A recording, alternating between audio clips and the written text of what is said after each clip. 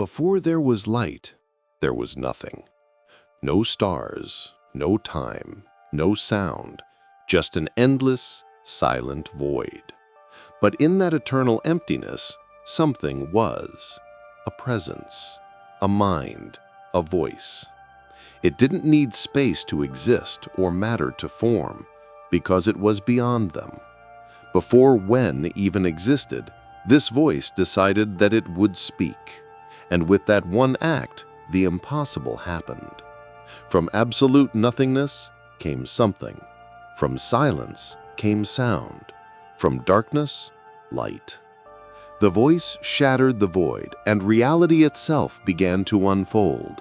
Energy, matter, time, all born from one command: let there be light. It wasn't an explosion of chaos, it was the birth of order. The first pulse of creation, perfectly tuned, perfectly placed. Every atom, every law of physics, all written like music, as if the universe itself was a divine symphony waiting to begin. And from that moment, the clock of existence started ticking. The universe, vast and endless, expanded in every direction, carrying the echo of that first word. Before there were galaxies, before the earth, before life, and before us, there was only one thing: the voice that spoke reality into being. And that voice still echoes through time, in every heartbeat, every sunrise, and every whisper of the wind that says, "It all began with a word." The universe was born in silence, a newborn cosmos expanding with invisible power. Darkness stretched endlessly, like a canvas waiting for a masterpiece. And then, the voice spoke again. "Let there be light." In an instant, brilliance exploded across the void. Light burst forth like a cosmic heartbeat, piercing through darkness that had reigned forever. It wasn't just illumination, it was existence itself igniting. Photons began to dance, galaxies started to swirl, gravity took its throne. The laws of physics unfolded, elegant, invisible, unstoppable. The voice didn't just create light, it wrote the code of reality. Every force, every constant, every atom that would one day form stars, oceans, and people, all of it began in that single moment of divine command. Stars were forged in the furnaces of creation, their flames fueled by the same light that once broke through the void. And from those stars, worlds would be born, dust and fire spinning into spheres of destiny. Then came one world, small, blue, and waiting: Earth. It spun quietly in the darkness, wrapped in possibility. The voice began shaping it layer by layer, separating oceans from sky, land from sea, day from night. It was perfection in progress. The Creator wasn't just making a planet, He was preparing a home. Every mountain, every drop of water, every spark of light, crafted with purpose, designed with intent. From the chaos came order, from the void came life's foundation, and from light came everything. Because that first light still burns today, not only in the stars above, but in the soul of everything that is. The world was ready, alive with color, breath, and beauty. Rivers sparkled like veins of glass. Trees rose like living sculptures, their fruit glowing in the golden sunlight. Every sound was music, the rustle of leaves, the rhythm of flowing water, the heartbeat of creation itself. And in the center of this paradise, the Creator placed humanity, not as bystanders, but as caretakers of wonder. The first man opened his eyes, and the first breath of life filled his lungs, not born of dust alone, but of divine intention. Soon after came the woman, not as a shadow, but as a reflection of balance and unity. Together, they walked among lions and lambs that feared nothing. There was no death, no pain, no shame, only harmony, a world where every heartbeat echoed with peace. This was Eden, the masterpiece of creation. And in the heart of this garden stood two trees, one of life and one of knowledge. The Creator gave them everything but one boundary: eat freely from any tree, but not from this one.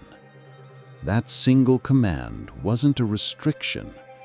It was trust, a choice to love freely or to fall. Then came the whisper, soft, curious, dangerous. The serpent's voice slithered through the leaves, not with rage, but with reason. Did God really say you can't eat from it? It wasn't a shout. It was a suggestion, a seed of doubt planted in perfection.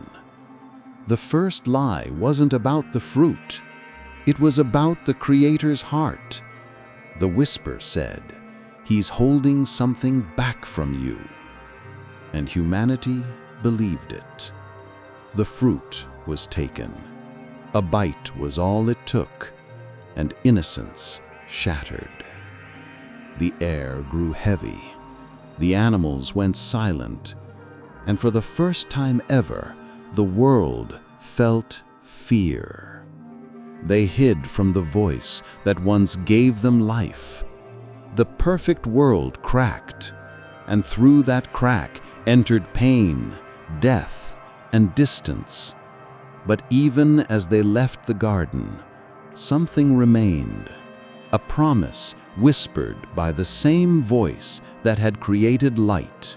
One day, this would be undone. One day, paradise would return. It began with a single moment, a single heartbeat between trust and temptation. The woman reached out her hand, and the man stood beside her.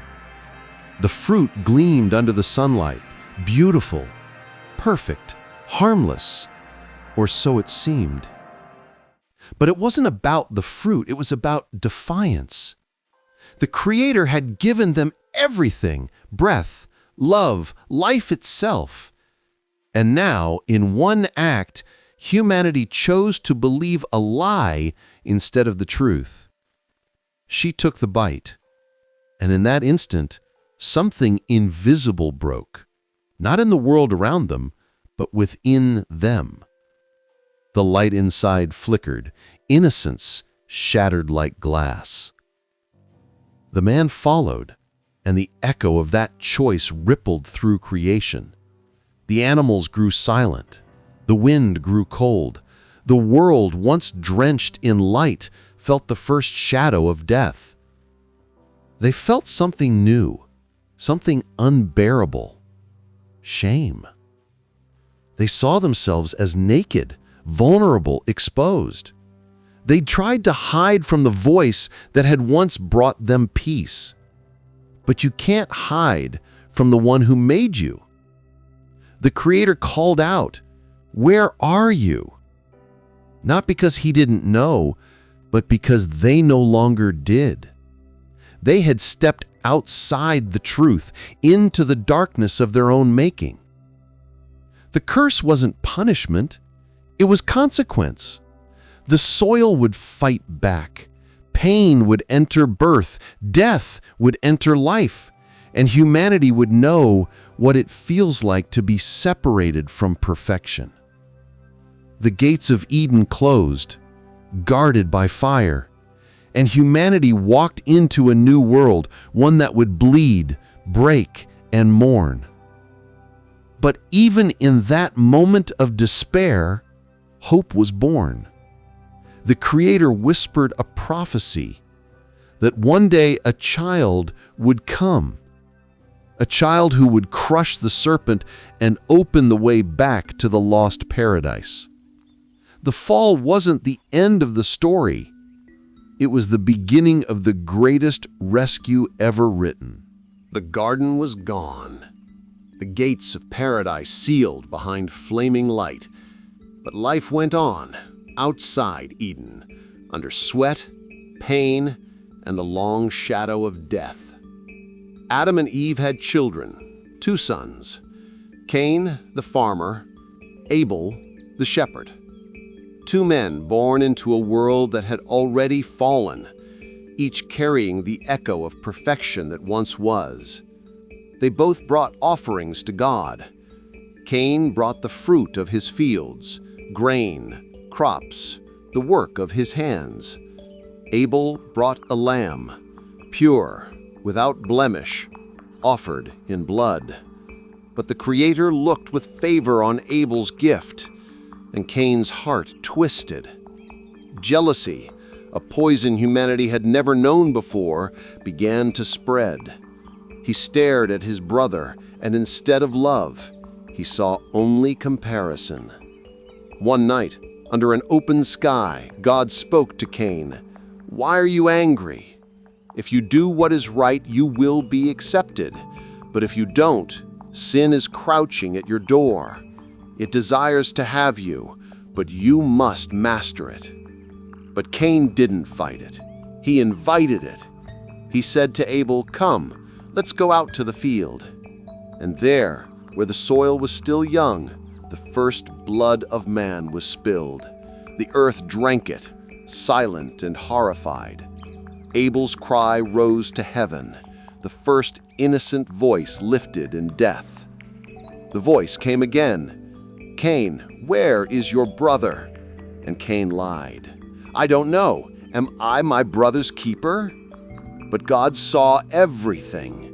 The soil itself testified against him. "You have spilled your brother's blood. Now the ground will no longer yield to you. You will wander the earth, restless and marked." And so Cain became the first outcast, the first man to carry guilt like a shadow he could never escape. Yet even then, the Creator showed mercy. He placed a mark on Cain, not as punishment, but as protection, that no one would destroy him. Because even in judgment, grace remained.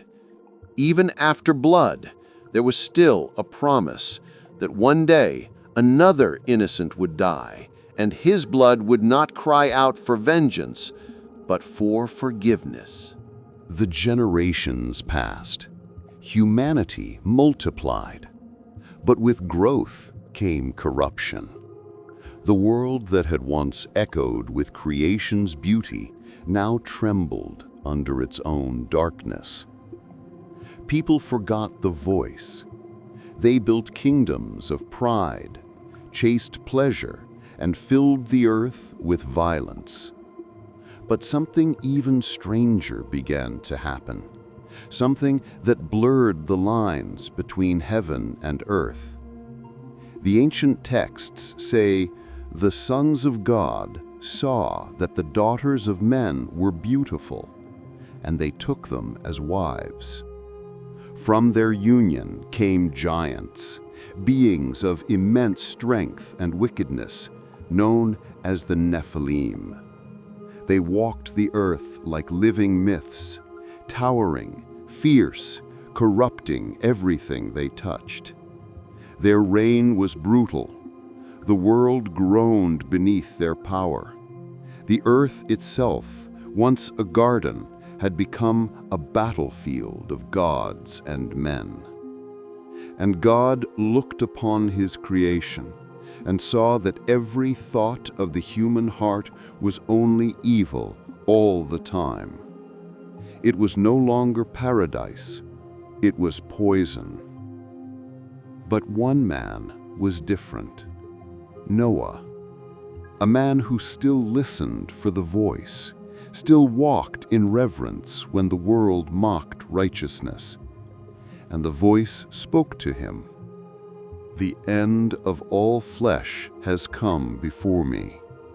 Build an ark. It was more than a boat. It was a prophecy in motion, a vessel of mercy in a world that had forgotten what mercy meant. Noah built it under the laughter of men who thought him mad. But when the first drop fell, laughter turned to screams. The skies opened, and the deep beneath the earth burst forth. Waters roared from above and below, the earth itself unleashing its own wrath. Cities, mountains, temples, all swallowed up by the flood. The world returned to what it once was, formless, endless water. Only the ark floated, a small island of life in a sea of judgment. 40 days of rain, 40 nights of silence. Until one morning, the rain stopped. The ark rested on a mountain. A dove flew and returned with an olive leaf, a symbol that hope had survived the storm. The waters receded, and Noah stepped out onto new ground. The world was washed clean, a new beginning, and above it, God placed a rainbow, a covenant written in color, a promise that never again would water destroy the world. But deep down, the real flood had never been just about water. It was about the human heart and whether it could ever truly be cleansed. The sky was silent, heavy, waiting. Noah stood before the ark, a mountain of wood built by faith, not logic. For years he had preached. For years he had warned, but the world only laughed. They called him a fool, a madman building a ship in the middle of dry land. Yet every hammer strike was a prophecy. Every nail was a promise that when the storm came, faith would float and mockery would drown. Then one day, the wind changed. The air grew thick, electric. The animals began to move, 2 by 2, led by something unseen. Lions beside lambs, snakes beside birds, all walking toward the ark as if answering an ancient call. Noah's family entered last. The great door closed, not by human hands, but by the hand of God. Then came the sound. A single drop, then 1,000. Rain. At first gentle, then violent. The ground shook as fountains burst from beneath the earth. Rivers tore through valleys. Mountains disappeared under the rising tide. The laughter of the wicked turned into screams, but the storm drowned every sound. Inside the ark, it was dark and silent, except for the rhythm of rain and the creaking of wood. Outside, the world that once mocked faith was gone. For 40 days and 40 nights the rain didn't stop.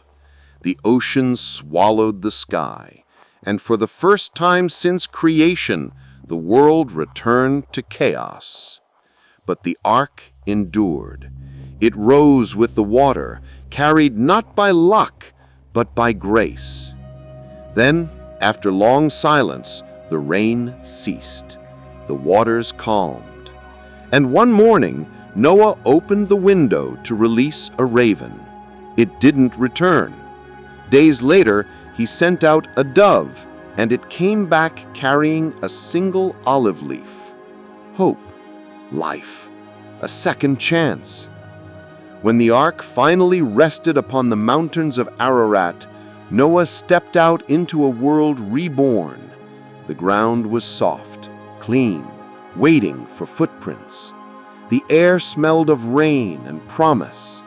Noah built an altar and offered thanks, and the smoke rose like a prayer from a survivor to his creator.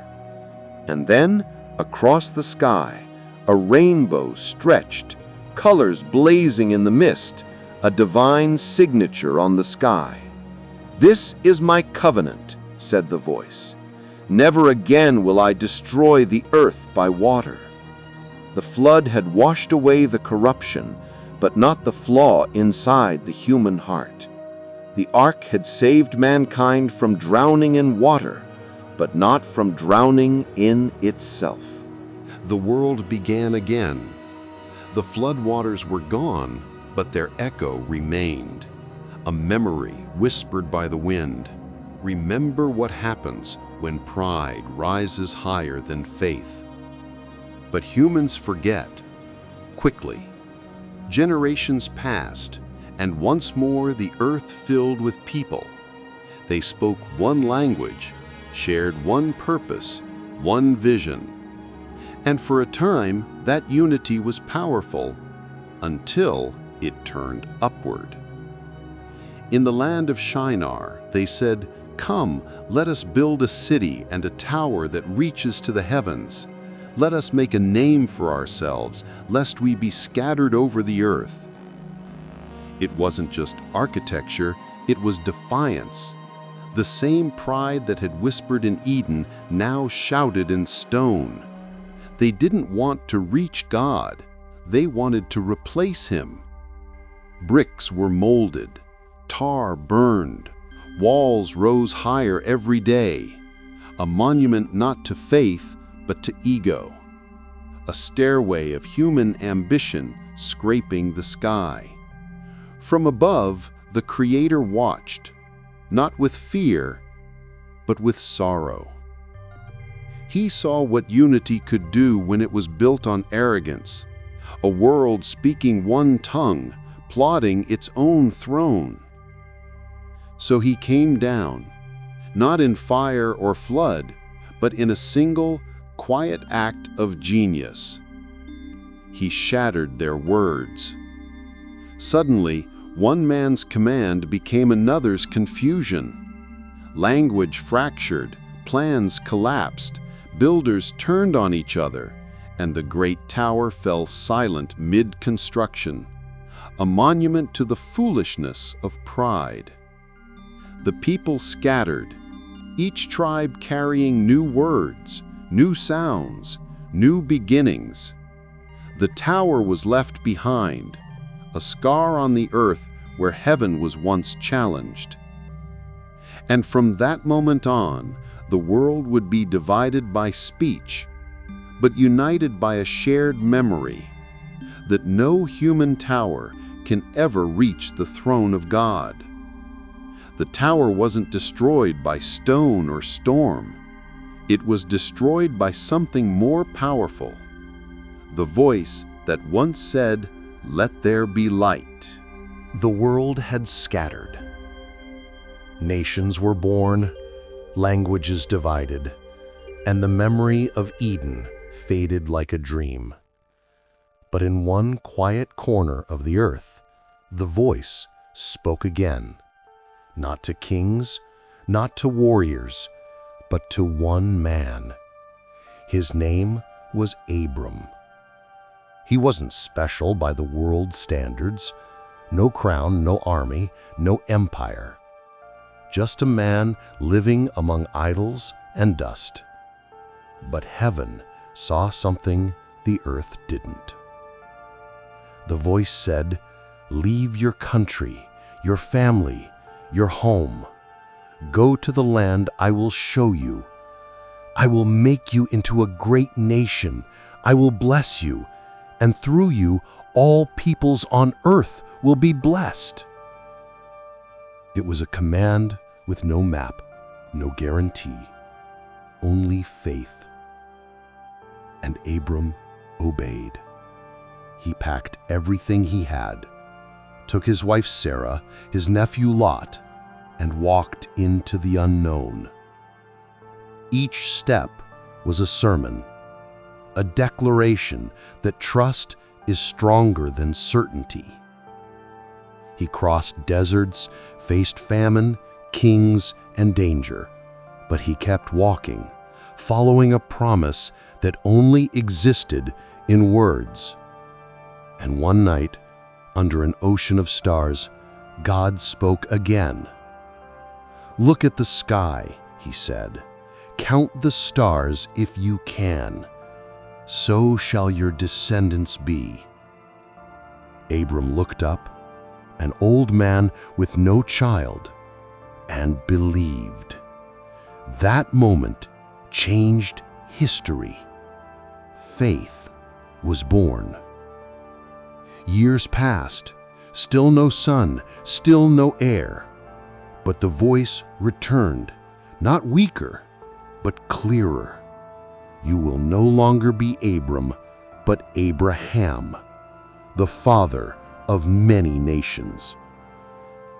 And though the world saw only an old wanderer, heaven saw the beginning of a story that would stretch to eternity. Because from his lineage would come kings, prophets, and one day, the Savior himself. Abraham wasn't chosen for his power. He was chosen because he trusted when everything looked impossible. He left comfort for calling, certainty for promise, home for destiny. And that is why his story still echoes through time. The story of a man who walked into nowhere and found the heart of God. The promise to Abraham was growing, but not every city shared his faith. Beyond the hills of Canaan lay two cities, glittering under the desert sun, Sodom and Gomorrah. They were wealthy, alive, full of laughter and indulgence, but beneath the surface they had rotted from within. These cities had forgotten good and worshipped themselves. Their streets were filled with arrogance, cruelty, and corruption. To them, sin wasn't shameful, it was celebrated. And the cries of the oppressed reached heaven like smoke from a burning field. So one day, 3 mysterious visitors came to Abraham's tent. He saw them from afar and ran to meet them, bowing low, offering food and rest. But soon it became clear these were not ordinary men. 2 were angels, and the third, the Lord himself, cloaked in human form. The Lord said, "The outcry against Sodom and Gomorrah is great. Their sin is very grievous." And Abraham, trembling, stood before the Judge of all the earth. But he did not plead for himself. He pleaded for mercy.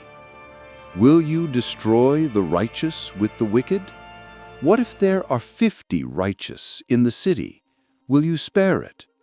The Lord said, "If I find 50, I will spare them." Abraham pressed on, 45, 40, 30, 20, 10, and still the answer was mercy. But there were not even 10. So the angels went down into Sodom. Lot, Abraham's nephew, welcomed them into his home. But that night the city revealed its true nature. A mob gathered at his door, demanding the visitors be given to them for unspeakable acts. The angels pulled Lot inside, struck the men with blindness, and warned him, "Take your family, flee. This city's time is over." At dawn, the heavens opened, not with rain, but with fire. Brimstone rained down like burning tears. The cities that once glowed with pleasure now burned with judgment. The smoke rose like a pillar to the sky, a monument to what happens when humanity declares itself God. Lot's wife turned back, just one glance, and in that instant she froze in the storm, a statue of salt, forever facing what she could not let go. When the fire faded, the land was silent. a wasteland where gardens once bloomed. And far away, Abraham stood on a hill, watching the smoke rise. He said nothing, because some lessons don't need words, only the memory of a fire that fell from heaven and the mercy that still allowed a few to escape it. The years had passed, and the impossible had come true. Abraham and Sarah, old, barren, long past hope, finally held their promised son, Isaac. His name meant laughter, because that's what Sarah did when God first told her she'd have a child. And now that laughter filled their tent every day. Joy made real, promise fulfilled. But one morning, the voice returned. The same voice that once led Abraham out of his homeland, that guided him through famine, danger, and doubt, now spoke again, but this time with words that shattered the heart. "Abraham," said the voice, "take your son, your only son, whom you love, Isaac. Go to the region of Moriah. Sacrifice him there as a burnt offering." The world must have gone silent. No protest, no argument, just obedience. At dawn, Abraham rose. He chopped wood, saddled his donkey, took 2 servants and his son, and began the longest walk of his life. For 3 days they journeyed, each step a battle between faith and fear. Isaac carried the wood for his own sacrifice, and when he asked, "Father, where is the lamb for the offering?" Abraham could only whisper, "God himself will provide the lamb." On the mountain, the altar was built. The wood was arranged, and then the unbearable moment. Abraham bound his son. The promise of his entire life lay before him.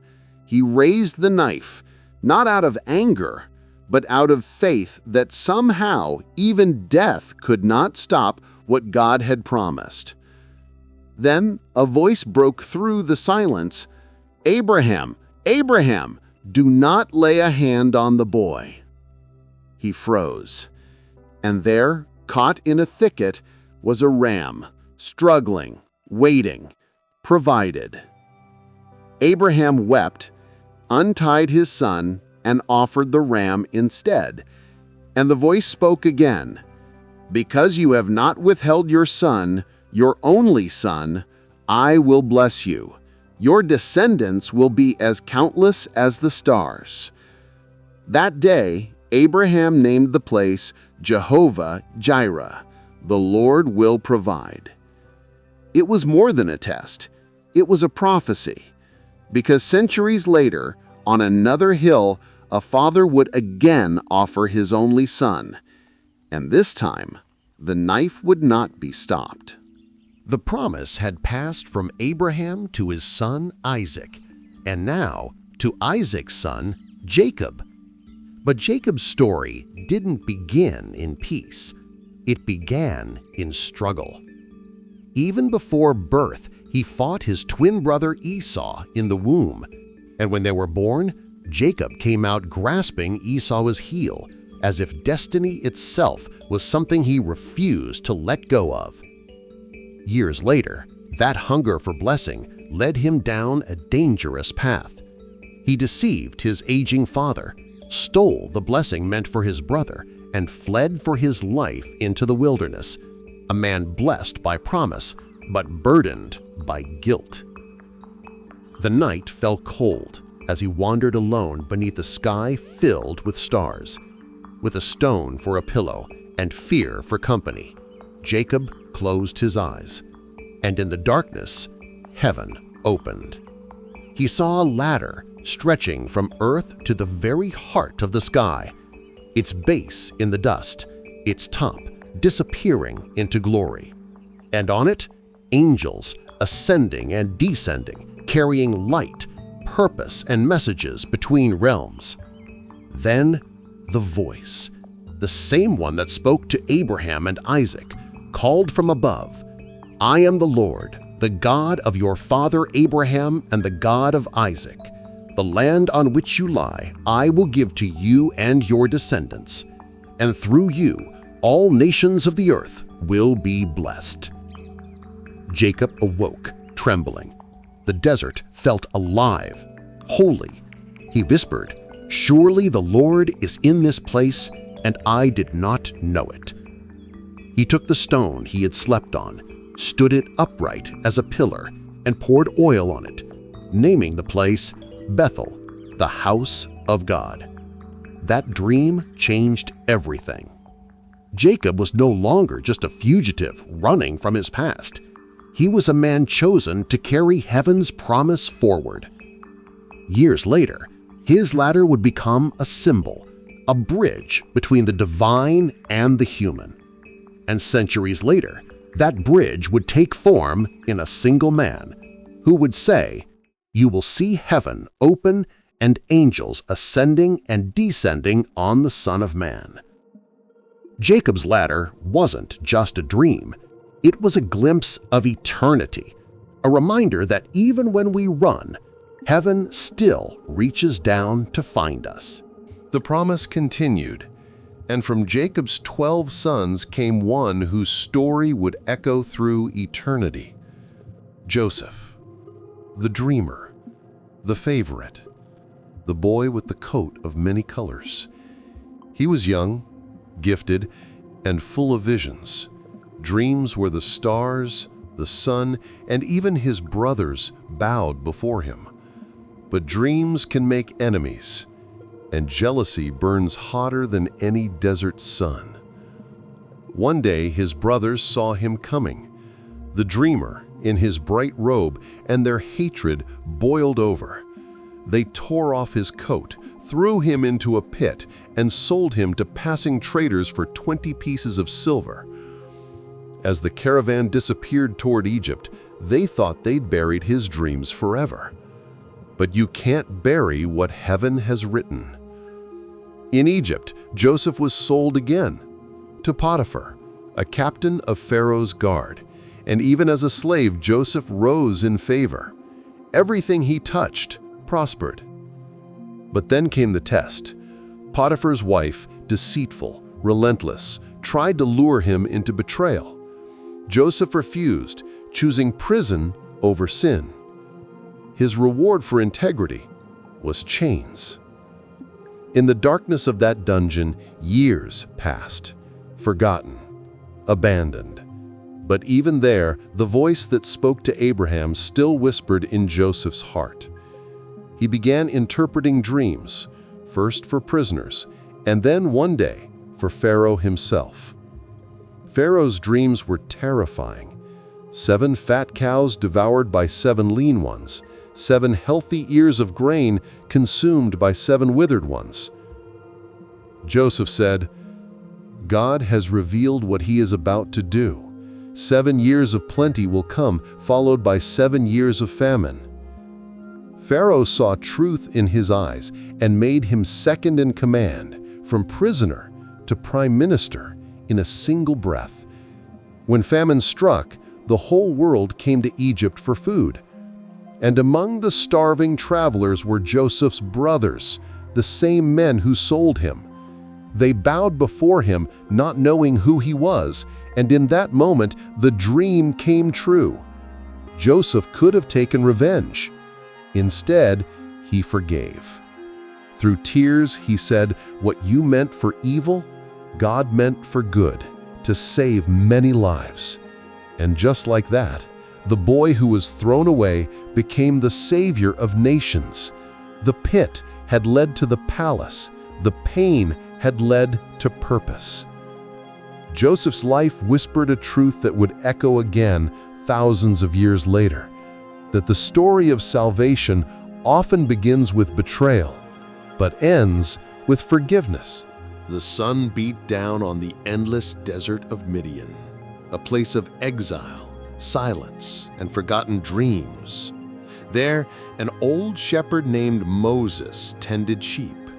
a man who once walked the halls of Egyptian power but now lived hidden among the rocks, haunted by a past drenched in failure and fear.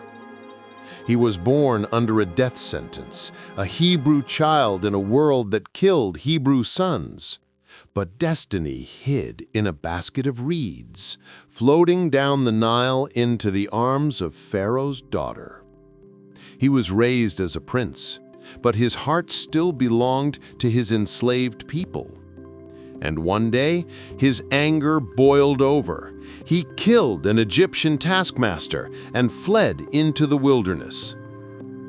40 years passed, 40 years of silence, until one ordinary day became holy. While leading his sheep near Mount Horeb, Moses saw something impossible, a bush blazing with fire. But the flames didn't consume it. It burned with a light that didn't destroy, a fire that felt alive. He stepped closer, and then a voice called out from the fire, "Moses, Moses!" He froze. "Here I am," he whispered. "Do not come any closer," the voice said. "Take off your sandals, for the place where you stand is holy ground." Then came the revelation. "I am the God of your fathers, the God of Abraham, Isaac, and Jacob." Moses hid his face, afraid to look upon God. And then the call that would change history. "I have seen the suffering of my people in Egypt. I have heard their cries, and I'm sending you to Pharaoh to bring them out." Moses trembled. "Who am I to go to Pharaoh?" But the voice answered, "I will be with you." Still, Moses doubted. "What if they ask for your name?" And from the fire came the eternal answer, "I am who I am. Tell them, I am has sent you." That moment was the birth of a mission, a shepherd turned deliverer, a fugitive turned prophet. The fire in the bush would soon burn inside him, a flame that would split seas, break chains, and defy kings. Moses walked away from that mountain no longer afraid. He carried the fire of God within him, a reminder that even the smallest spark of faith can ignite revolutions of freedom. The Nile glistened under the Egyptian sun, calm, eternal, and proud, like the empire that stood upon its banks. Pharaoh ruled as a living god. His word was law, his will unquestioned. But the cry of the enslaved had reached heaven, and heaven was about to answer, not with whispers, but with war. Moses returned to Egypt with fire in his eyes and the voice of the Almighty behind him. He stood before Pharaoh and declared, "Let my people go." Pharaoh laughed. "Who is the Lord that I should obey him?" The answer came in waves of judgment, not random disasters. Each plague was a strike against Egypt's false gods, a divine showdown between the Creator and the created. First, the Nile, Egypt's god of life, turned to blood. Fish died, the air stank, and Pharaoh's heart hardened. Second, frogs swarmed from the river, filling every bed, bowl, and breath. Still Pharaoh refused. Third, gnats rose from the dust. Even the magicians whispered, "This is the finger of God." Fourth, flies filled the land, but none entered the homes of Israel. A line was drawn. God's people were protected. Fifth, disease struck Egypt's livestock. The fields grew silent. The symbols of Egypt's wealth perished. Sixth, Boils broke out on every body. Even the priests couldn't stand before Moses. 7th, hail rained down with fire, a storm that shattered crops and idols alike. 8th, locusts devoured what little remained. Egypt's land turned to ruin. 9th, darkness, thick, suffocating, fell for 3 days. The sun god Ra was powerless. Only in Goshen, where Israel lived, was there light. But Pharaoh's heart stayed stone until the final plague, the strike that would break an empire. The 10th. Every firstborn son of Egypt, from Pharaoh's palace to the prisoner's cell, would die in one night. But the Israelites were told to mark their doors with the blood of a spotless lamb. When death passed through Egypt, the blood would be a sign, and those homes would be spared. That night, Egypt wailed, a sound that shook the earth. Pharaoh's own son was gone. And finally, he said the words, "Go, leave, take your people and your God with you." The Israelites walked out free, slaves no more, led by a pillar of fire and promise. The 10 plagues weren't just punishments. They were revelations. Each one tore down an idol. Each one declared, "There is no God but the God of Israel, and he fights for his people." The night was alive with fear and freedom. For the first time in 400 years, the Israelites were no longer slaves. Their chains lay broken in Egypt's dust. But freedom is never without pursuit. Behind them the sound began, the thunder of hooves, the roar of chariots, Pharaoh's army charging like a storm of iron and wrath. He had changed his mind. The mightiest empire on earth was coming for them. Ahead, the Red Sea, stretching endless and cold. Behind, death. Trapped between a sea and a sword, panic rose like the tide. Were there not enough graves in Egypt? They cried to Moses. But Moses lifted his staff and said words that would echo through eternity. "Do not be afraid. Stand firm. You will see the deliverance the Lord will bring you today." Then the wind began to howl. A pillar of cloud moved behind them, divine fire and smoke blocking Pharaoh's army from advancing. The sea trembled, and before their eyes, the impossible happened. The waters split. A pathway opened through the deep, walls of liquid glass towering on each side, and a floor of dry earth stretching toward freedom. Lightning flashed within the walls of water, illuminating the faces of men, women, and children as they stepped into the heart of the miracle. Every step was faith, every heartbeat defiance against fear. As dawn broke, the last of Israel crossed safely. Then the cloud lifted. Pharaoh's chariots charged in, but the moment they entered the sea, chaos erupted. Wheels jammed, horses screamed, and the water, once held back by divine breath, collapsed like a mountain of judgment. The sea returned to silence, swallowing an empire whole. On the other shore, the people stood in awe. Moses raised his hands to the sky, and a song was born. "The Lord is my strength and my song. The horse and rider he has thrown into the sea." For the rest of time, the Red Sea would stand as a symbol of freedom, a reminder that when the world says impossible, God says, "Walk forward." What was once a grave became a gateway, and the God who split the sea still makes a way where there is none. Thunder rolled across the desert peaks of Sinai. Lightning tore through black clouds that wrapped the mountain like smoke from another world.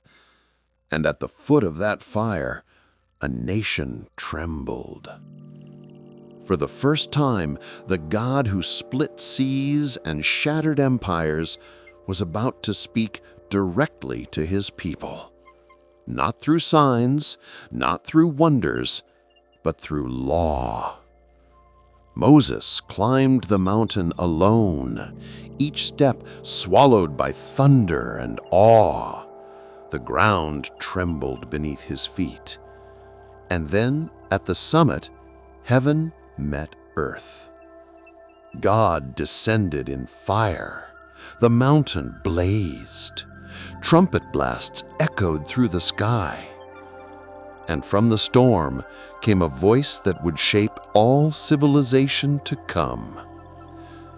I am the Lord your God, who brought you out of Egypt, out of the house of slavery. Then came 10 words, not carved by men, but etched by the very finger of God. You shall have no other gods before me.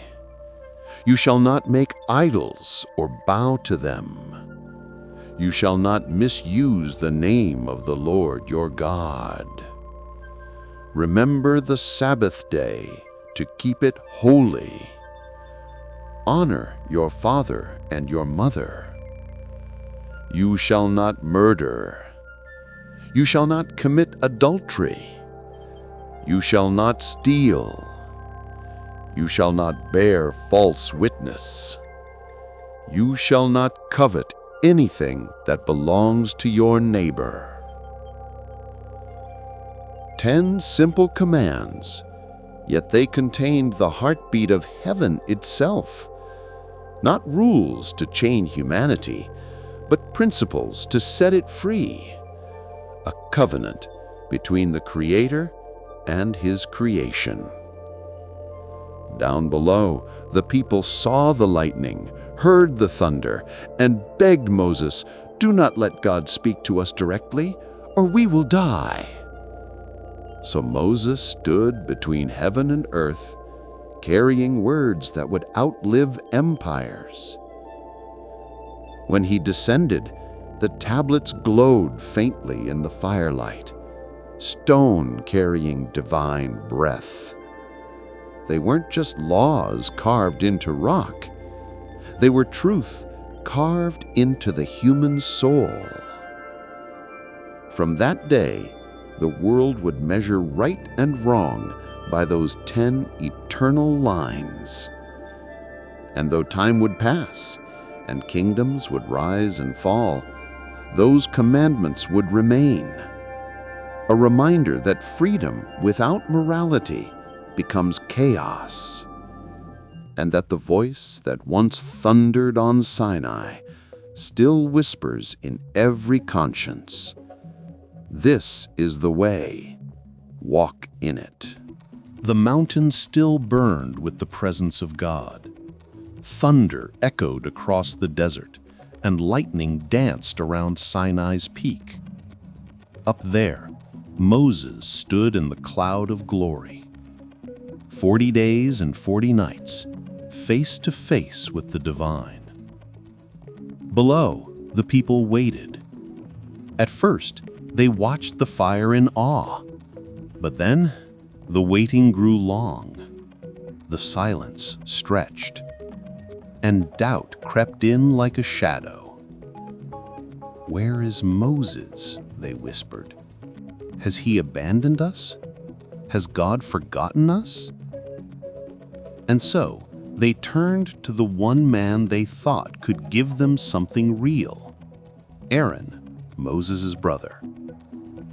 They gathered around him, restless, desperate, and said words that would break heaven's heart.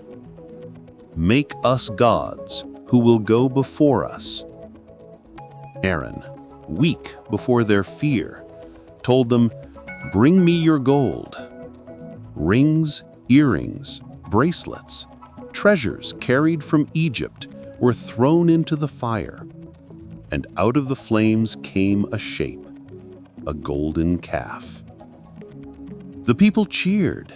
"This is your God, O Israel, who brought you out of Egypt."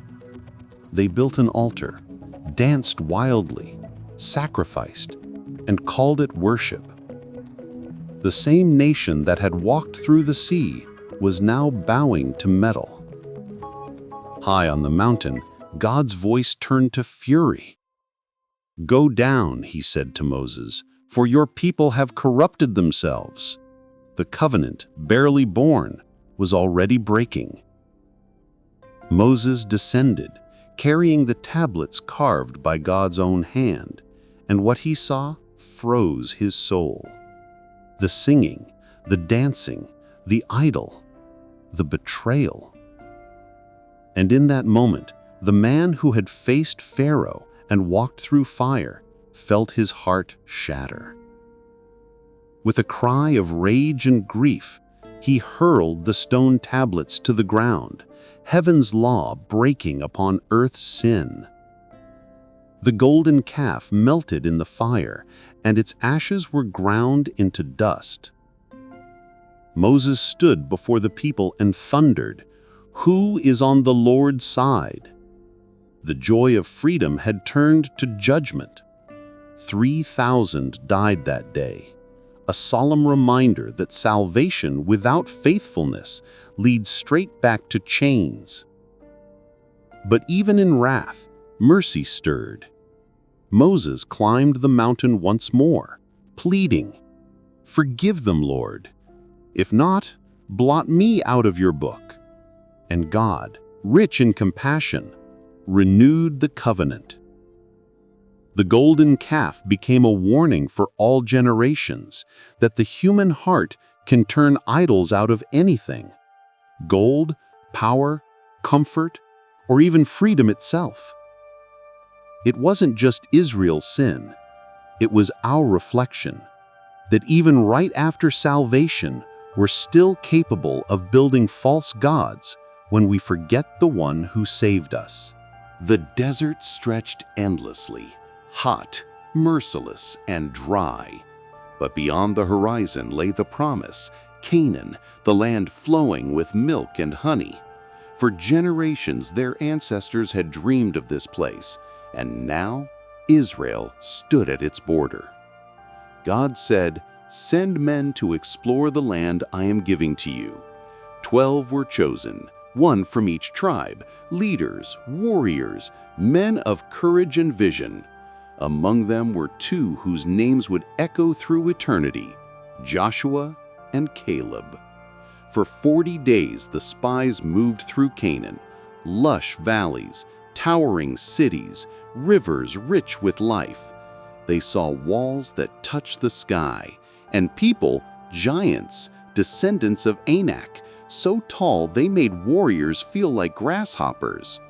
But they also saw beauty beyond imagining, clusters of grapes so large they needed 2 men to carry them. It was everything God had promised, and more. When they returned to camp, the people gathered to hear the report. The spies began, "The land truly flows with milk and honey." But that word, "but," was the crack where fear crept in. The people are too strong. Their cities are fortified. We cannot win. And just like that, faith turned to panic. Fear spread like wildfire. The people wept through the night, crying, "Why did the Lord bring us here to die? It would be better to go back to Egypt." But Joshua and Caleb stepped forward, their voices cutting through the noise. "The land is good. God is with us. Do not fear the giants. They are bread for us." The crowd roared in anger. They picked up stones to kill them. And then the glory of the Lord appeared. The same God who had split the sea and fed them from heaven had heard enough. Because of their unbelief, the promise was delayed. That generation, the ones who saw miracles but still doubted, would wander the desert for 40 years until only Joshua and Caleb remained. Faith would have taken them into the land in days. Fear kept them out for decades. The promised land wasn't lost because of giants. It was lost because of hearts too small to believe. Joshua and Caleb saw the same land, the same walls, the same odds, but they looked through different eyes. One group saw problems bigger than themselves. The other saw a God bigger than everything. Faith says we can. Fear says we can't. And in that moment, the fate of a generation was decided not by swords or strength, but by which voice they chose to believe. The desert years were over. The wandering, the waiting, the graves in the sand, all behind them. Now, at last, the children of those who once feared the giants stood at the edge of destiny. Before them rose Jericho, a city so fortified that its walls looked like mountains of stone. To the world, it was impenetrable, but to God, it was already defeated. Joshua, the new leader, stood before those walls, a warrior hardened by years in the wilderness. He had seen seas split and manna fall, but now he needed something more than memory. He needed a miracle. And that's when he saw him, a figure standing before him with a drawn sword, not angel, not man, but something beyond. Joshua fell to the ground.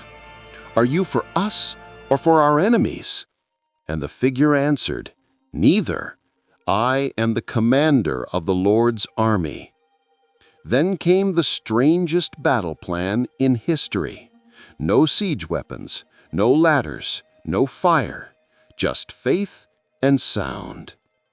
For 6 days, the Israelites were to march around Jericho once a day, silent, except for the priests blowing trumpets made of ram's horns. No shouting, no attacks, just quiet obedience, while the people of Jericho mocked from the walls. But on the 7th day, they marched 7 times. The priests blew the trumpets, and Joshua raised his hand and cried out, "Shout, for the Lord has given you the city." The sound that followed wasn't just human. It was faith turned into thunder. The trumpets screamed, the people roared, and the earth beneath Jericho trembled. The massive walls, symbols of pride and power, cracked, shook, and collapsed in a storm of dust and fire. The Israelites rushed in, claiming victory not by might, but by obedience. The only house left standing belonged to Rahab, the woman who had believed before anyone else did. Her scarlet cord, hanging from her window, was a sign of faith and salvation amid destruction. Jericho was more than a battle. It was a declaration that no wall, no nation, no obstacle can stand when heaven says, "Fall." And from that day on, Israel learned that true power isn't found in swords or shields. It's found in the sound of trust, in the moment when faith shouts louder than fear. The walls of Jericho didn't fall because of noise. They fell because faith finally spoke. Long before kings ruled Israel, there were judges, warriors chosen by God to defend his people. Among them rose one man whose legend burned brighter than all the rest. His name was Samson. Even before his birth, his destiny was sealed. An angel appeared to his barren mother and said, "You will have a son, and he will begin to deliver Israel from the Philistines." But there was a condition. No razor would ever touch his head. He would be a Nazirite, set apart, devoted to God from the womb. And when the boy grew, the Spirit of God stirred within him, and strength beyond human limits filled his body. He could tear apart a lion with his bare hands. He could carry the gates of a city on his shoulders. Armies trembled when they heard his name. But what no army could conquer, his heart could. Samson's weakness wasn't in his muscles.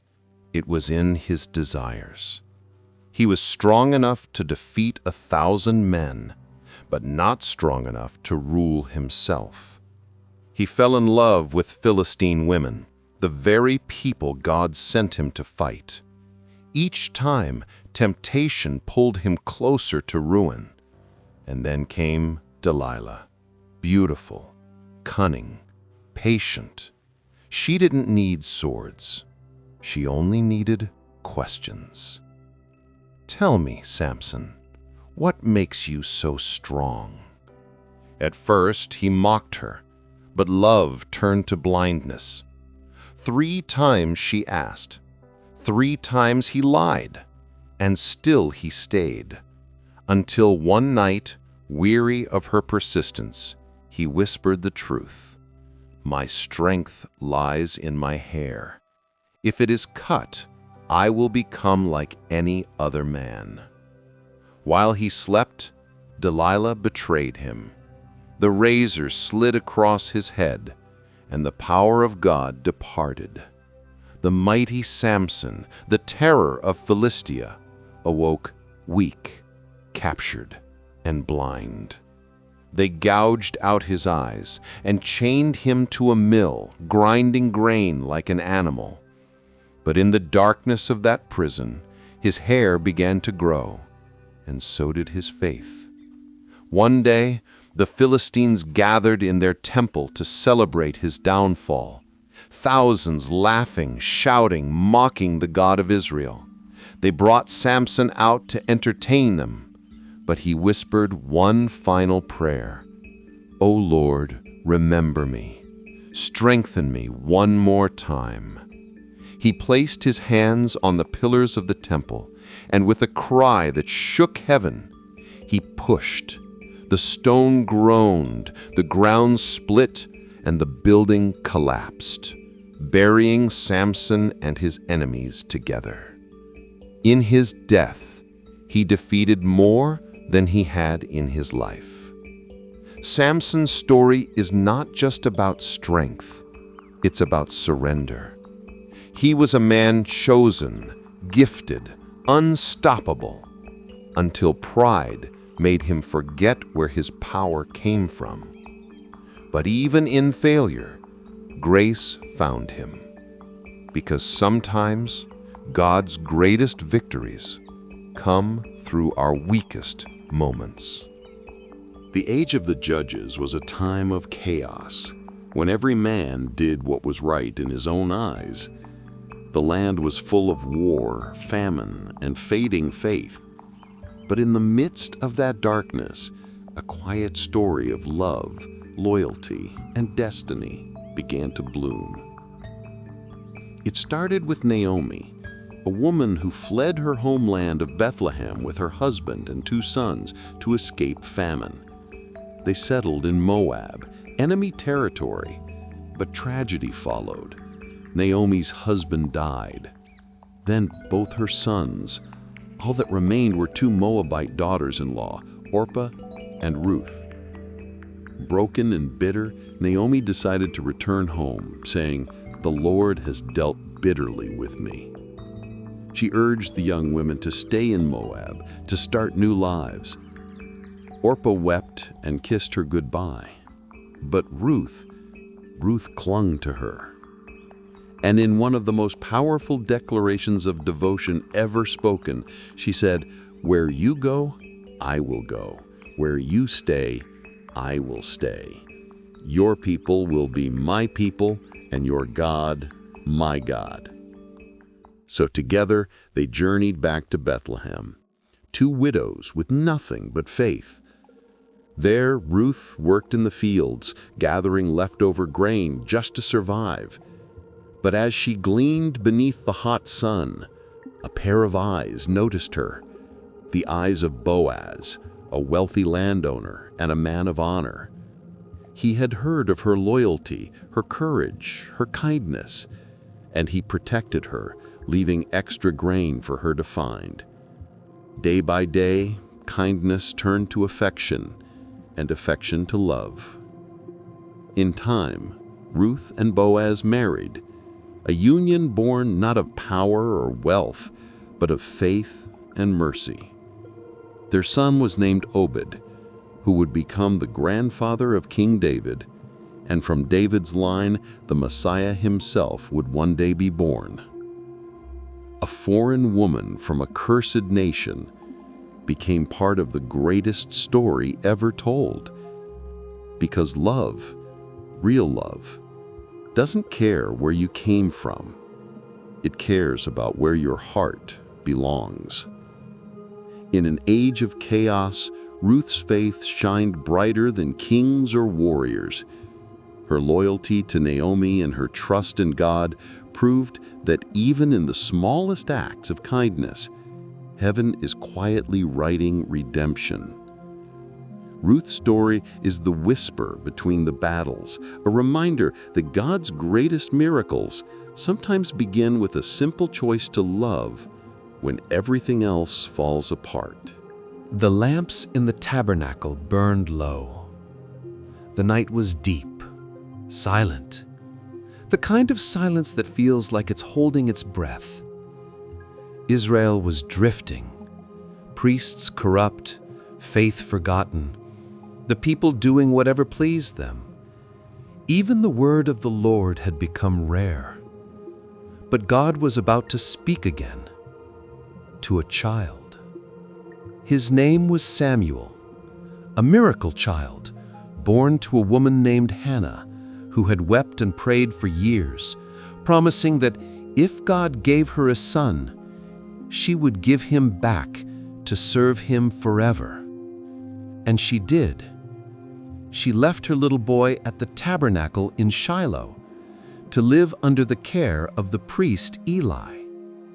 Every night, Samuel slept near the Ark of the Covenant, the golden throne of God on earth.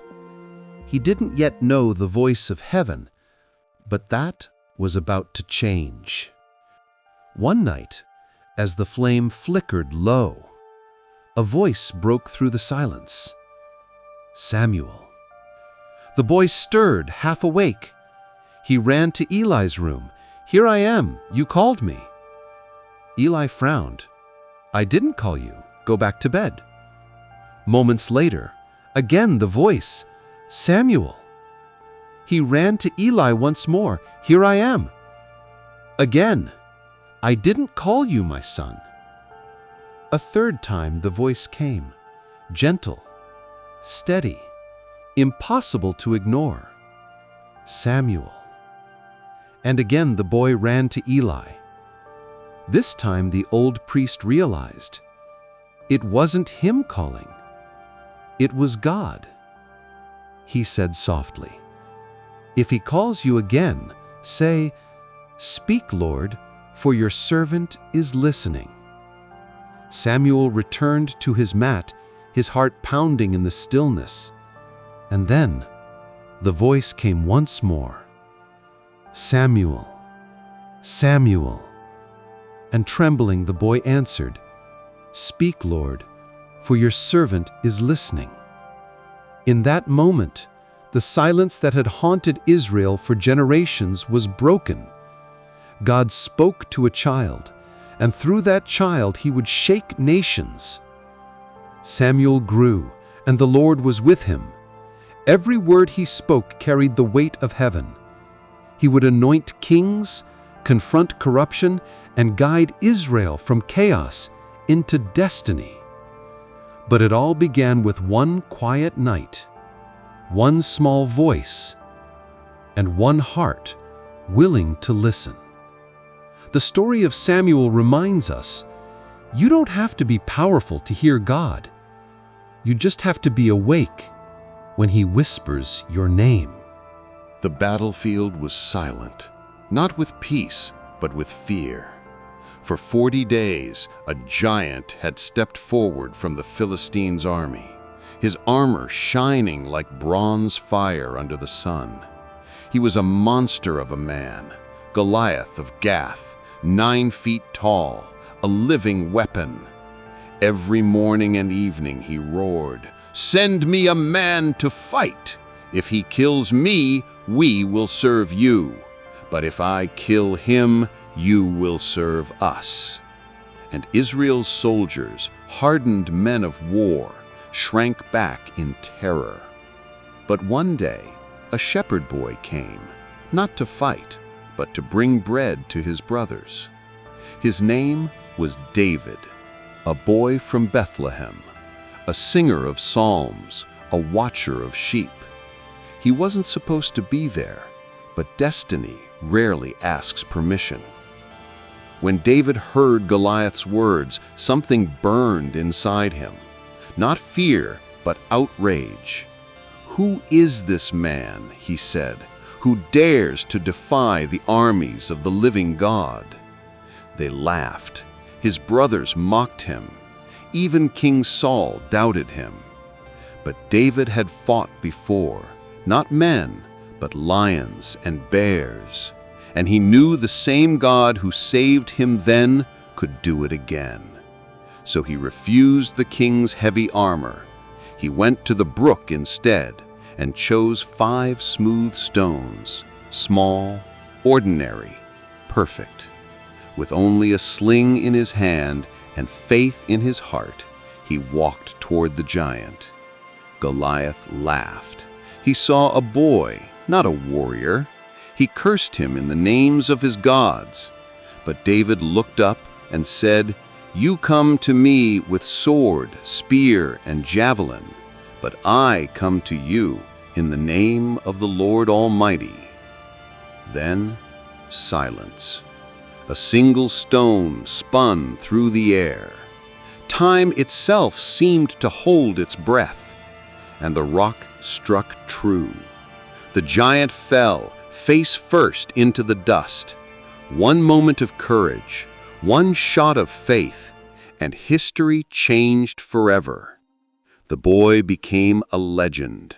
David, the shepherd, the poet, the warrior, proved that victory doesn't belong to the strongest, but to the one who believes. That day, a nation remembered the giant's fall, not because we are powerful, but because God is faithful. David didn't just defeat Goliath, he defeated fear itself. And in doing so, he became the symbol of every person who ever faced something bigger than themselves and still chose to stand. The golden age of Israel began with a prayer, not for power, not for fame, but for wisdom.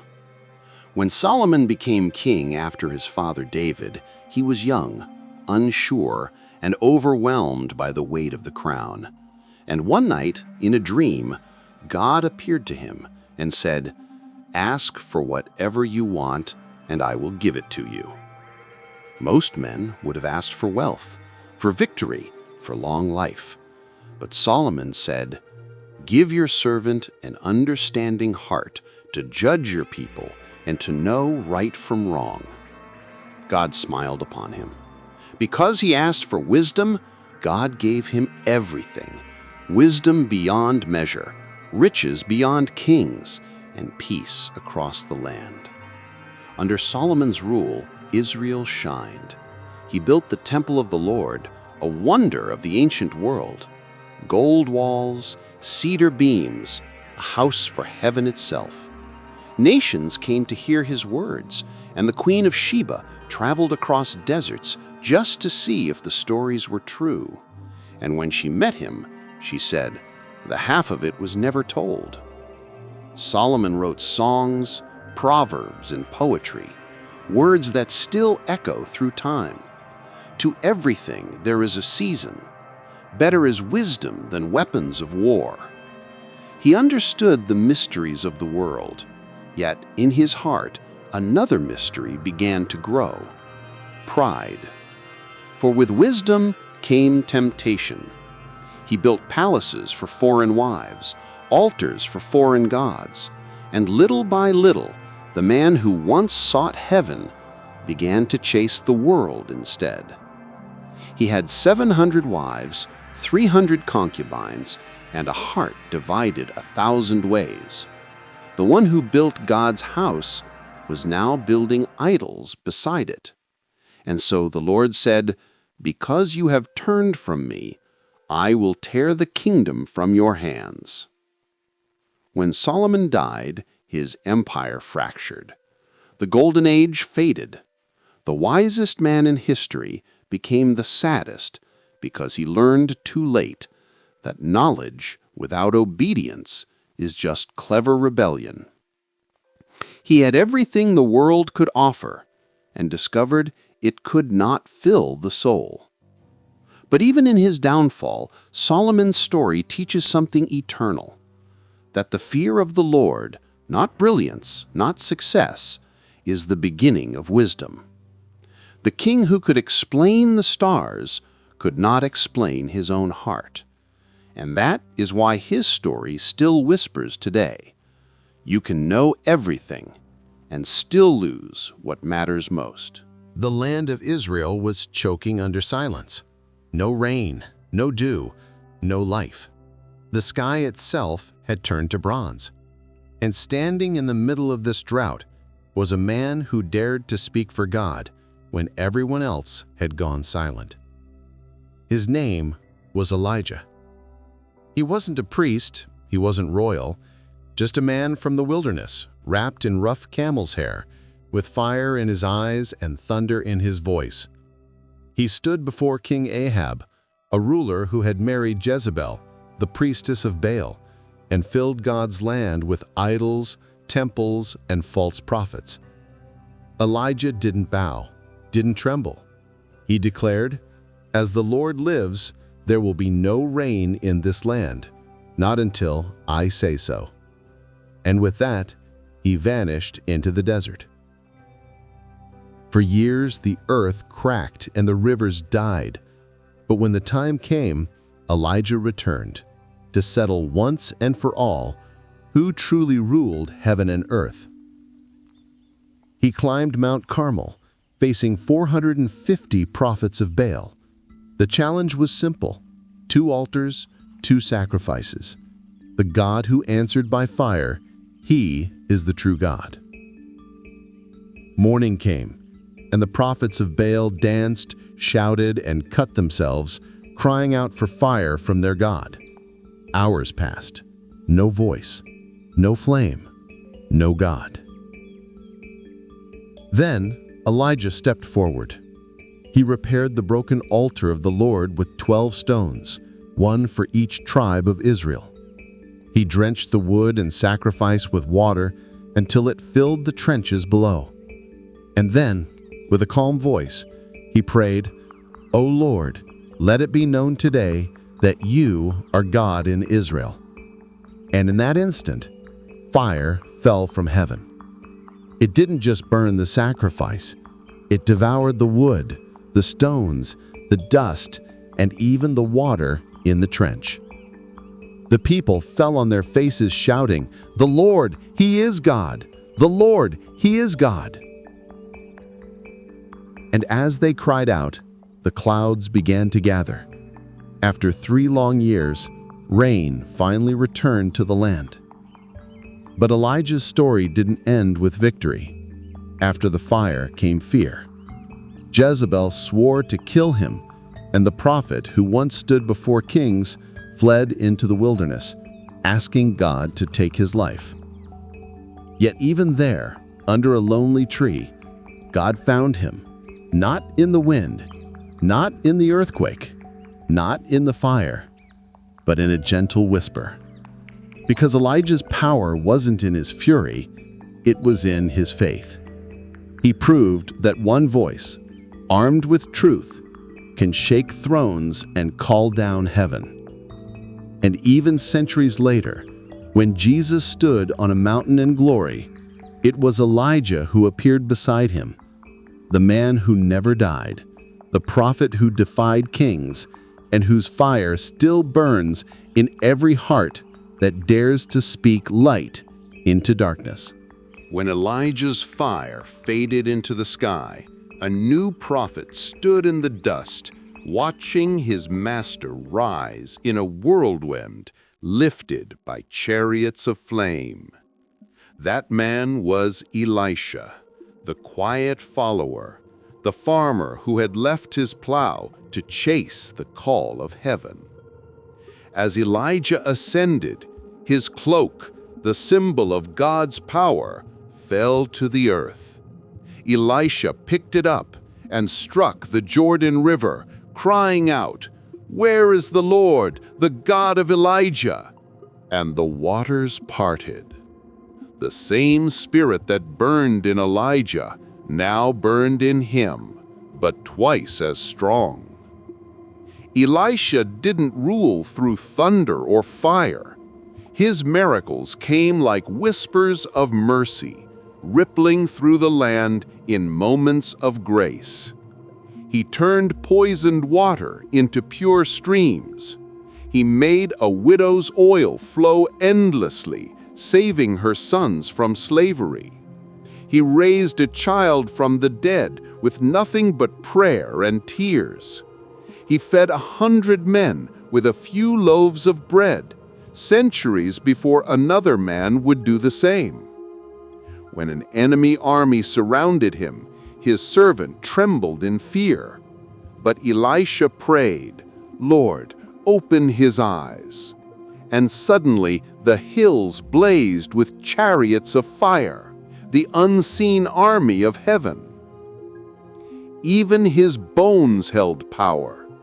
Years after his death, a dead man's body touched Elisha's tomb and came back to life. Elisha's story wasn't about one great moment, but a lifetime of quiet wonders. He didn't call down fire to destroy, but light to heal. He didn't roar at kings.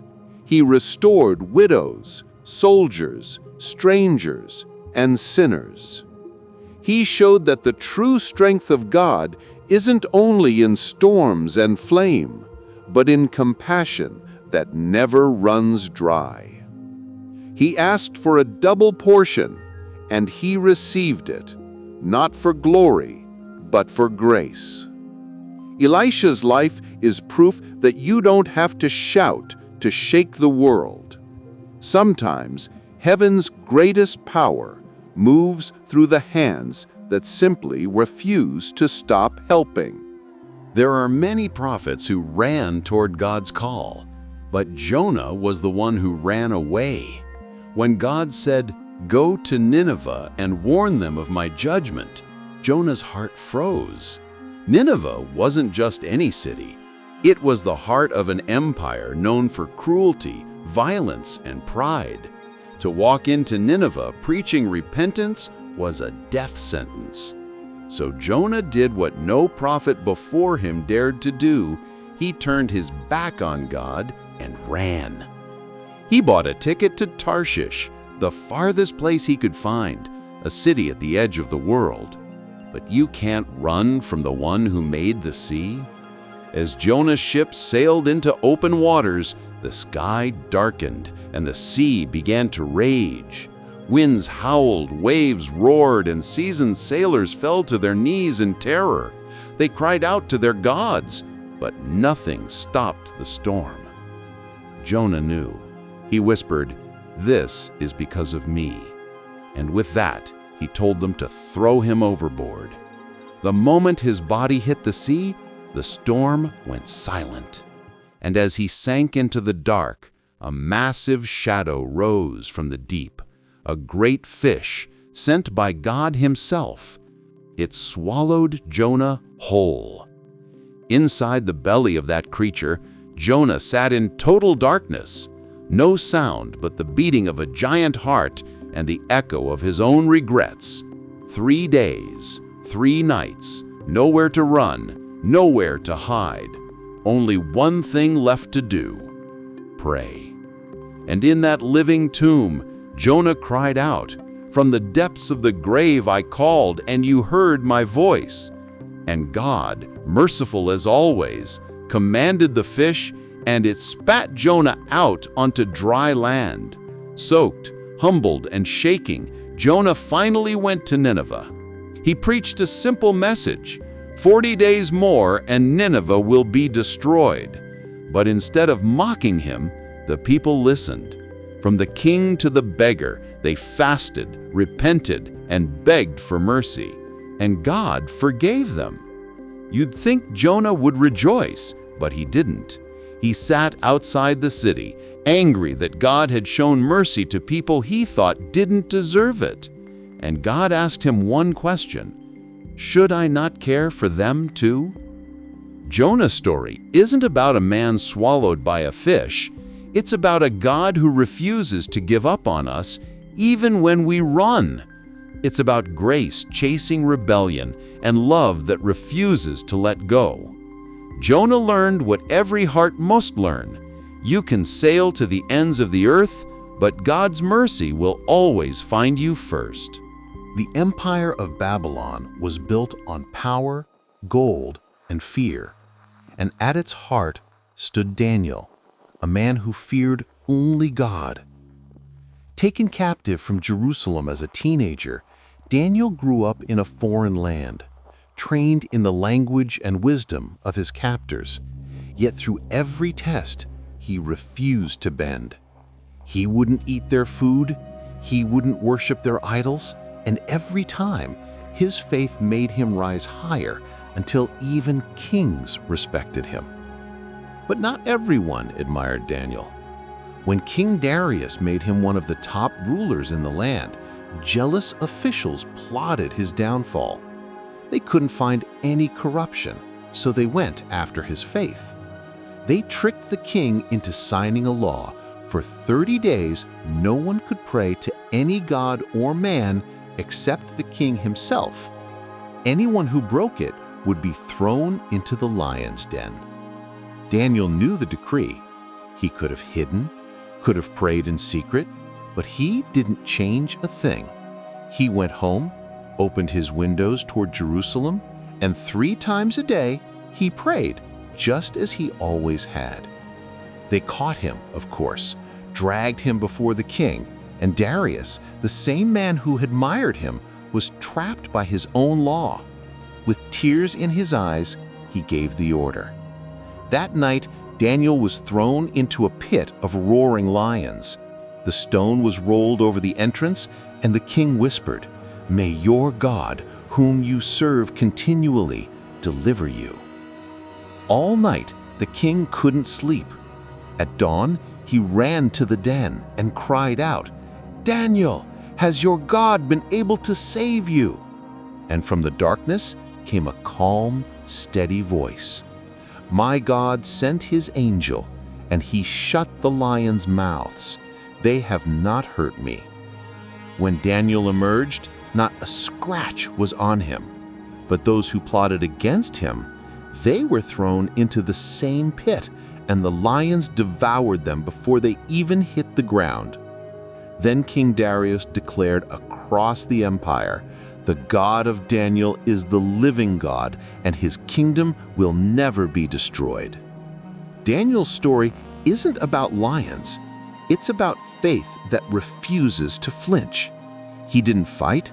He didn't flee. He simply trusted. He showed that courage isn't the absence of fear, but the presence of conviction. And when faith stands firm, even the fiercest lions become silent. Babylon, the city of gold and pride, shimmered under the sun like a god's crown. And in its heart stood a statue, 90 feet tall, forged in pure gold, a monument to one man's ego, King Nebuchadnezzar. His command was absolute.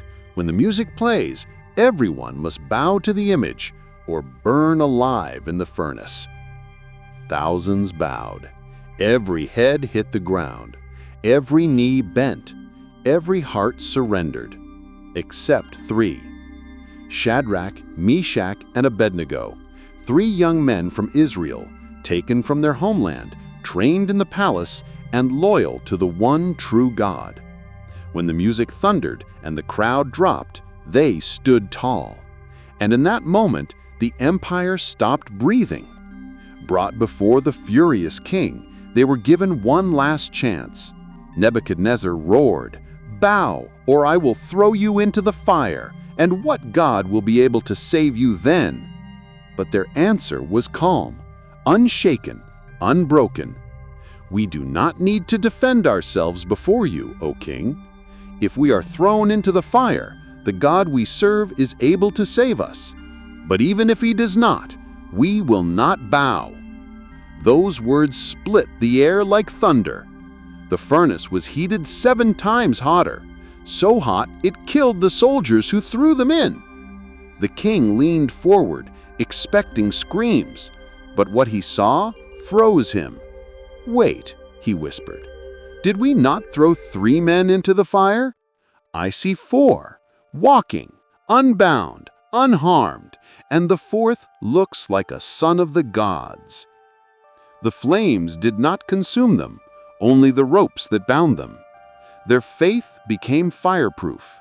When they stepped out, their clothes weren't burned, their hair wasn't singed, and they didn't even smell of smoke. Nebuchadnezzar fell to his knees and declared, "No other God can save like this." The story of the fiery furnace isn't about escaping the flames, it's about finding God inside them. Faith doesn't mean we won't face the fire. It means the fire can't touch who we truly are. When everything around you burns and everyone else bows, remember their words. "Even if he does not, we will not bow." Because that's not just belief, that's unbreakable faith. In the glittering halls of Persia, where kings ruled empires with a glance and death came by decree, a quiet story unfolded, one that would change the fate of a nation. It began with a banquet, a feast of pride. King Xerxes ruled over 127 provinces, from India to Ethiopia. Drunk with power, he demanded his queen, Vashti, to display her beauty before the court. She refused, and in her defiance, the throne was left empty. So the king sought a new queen, and from the crowded streets of Susa came a young Jewish woman named Esther. Orphaned, humble, raised by her cousin Mordecai, she was taken into the palace, and against all odds, the crown was placed upon her head. But Esther carried a secret. She was one of the exiled people of Israel, a people despised and forgotten in Persia's eyes. Then entered Haman, a man of power and venom. He rose high in the king's court and demanded all bow before him. But Mordecai refused. Enraged, Haman plotted not just to kill Mordecai, but to erase all Jews from the empire. He cast lots, Purim, to decide the day of their destruction. The decree was sealed with the king's ring. Every Jew in Persia was marked for death. When Mordecai learned this, he sent word to Esther. "You must go to the king and plead for your people." But she trembled. To approach the king without being summoned was punishable by death, unless he extended his golden scepter. One mistake, one moment too soon, and she would die. Mordecai's reply cut through her fear. "Do not think you will escape in the palace. If you remain silent now, deliverance will come from somewhere else. But who knows, if you were made queen for such a time as this?" Esther took a deep breath and said the words that changed everything. "If I perish, I perish." For 3 days she fasted and prayed. Then she entered the throne room, heart pounding, life hanging by a thread. The king looked up and extended the scepter. At her banquet, Esther revealed Haman's plot, that he sought to destroy her and her people. The king's face burned with rage, and on the very gallows Haman built for Mordecai, he himself was hanged. A new decree went out. The Jews were saved, their enemies defeated, and their mourning turned to joy. Every year since, the Jewish people celebrate Purim, remembering the queen who risked everything so her people could live. Esther's story is proof that courage doesn't always roar. Sometimes it walks into a throne room with shaking hands and a steady heart. She had no army, no weapons, no power, just faith, wisdom, and timing. And that was enough to rewrite history. Because sometimes God hides heroes in crowns, and salvation wears the face of a woman who dared to say, "If I perish, I perish." Far from cities and kings, in the quiet lands of Uz, there lived a man named Job, a man so righteous that even heaven took notice. He was wealthy, respected, surrounded by family, a man who seemed blessed beyond measure. But Job's story wasn't written for comfort. It was written to ask one question: why do the righteous suffer? One day, in the unseen realm, a conversation took place. God said to the accuser, Satan, "Have you seen my servant, Job? There is none like him, blameless and upright." And Satan replied, "Of course he's faithful. Look at his life. Take away his blessings, and he'll curse you to your face." And so the test began. In a single day, Job's world collapsed. Raiders stole his herds. Lightning burned his flocks. A storm crushed the house where his children were feasting, and every one of them died. When the news came, Job fell to the ground. But instead of cursing God, he whispered, "The Lord gave, and the Lord has taken away. Blessed be the name of the Lord." Then came the second test. His body was struck with sores from head to toe. He sat in ashes, scraping his wounds with a shard of pottery, while his wife said, "Curse God and die." But Job replied, "Shall we accept good from God and not trouble?" 3 friends came to comfort him: Eliphaz, Bildad, and Zophar. For 7 days they sat in silence.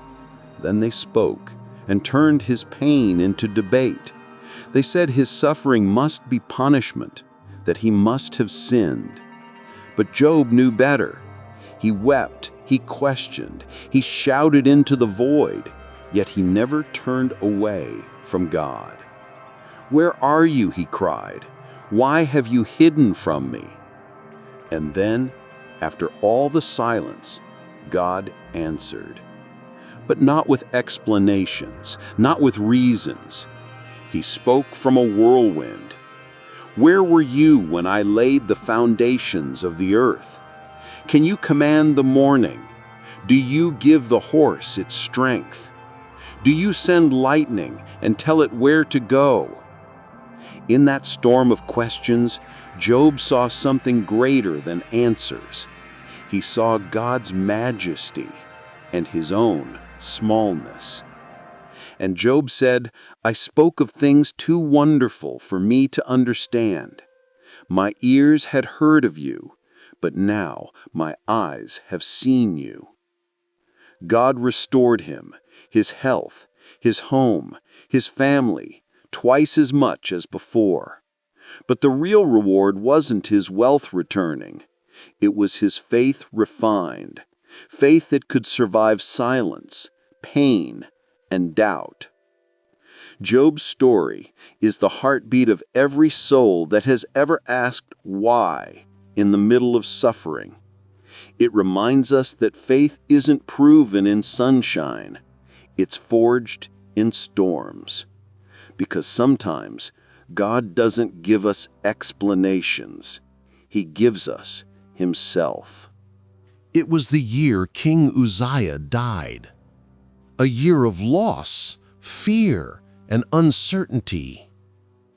But while the throne of Judah was empty, The prophet Isaiah saw another throne, one that had never been shaken. He looked, and the veil between heaven and earth was torn open.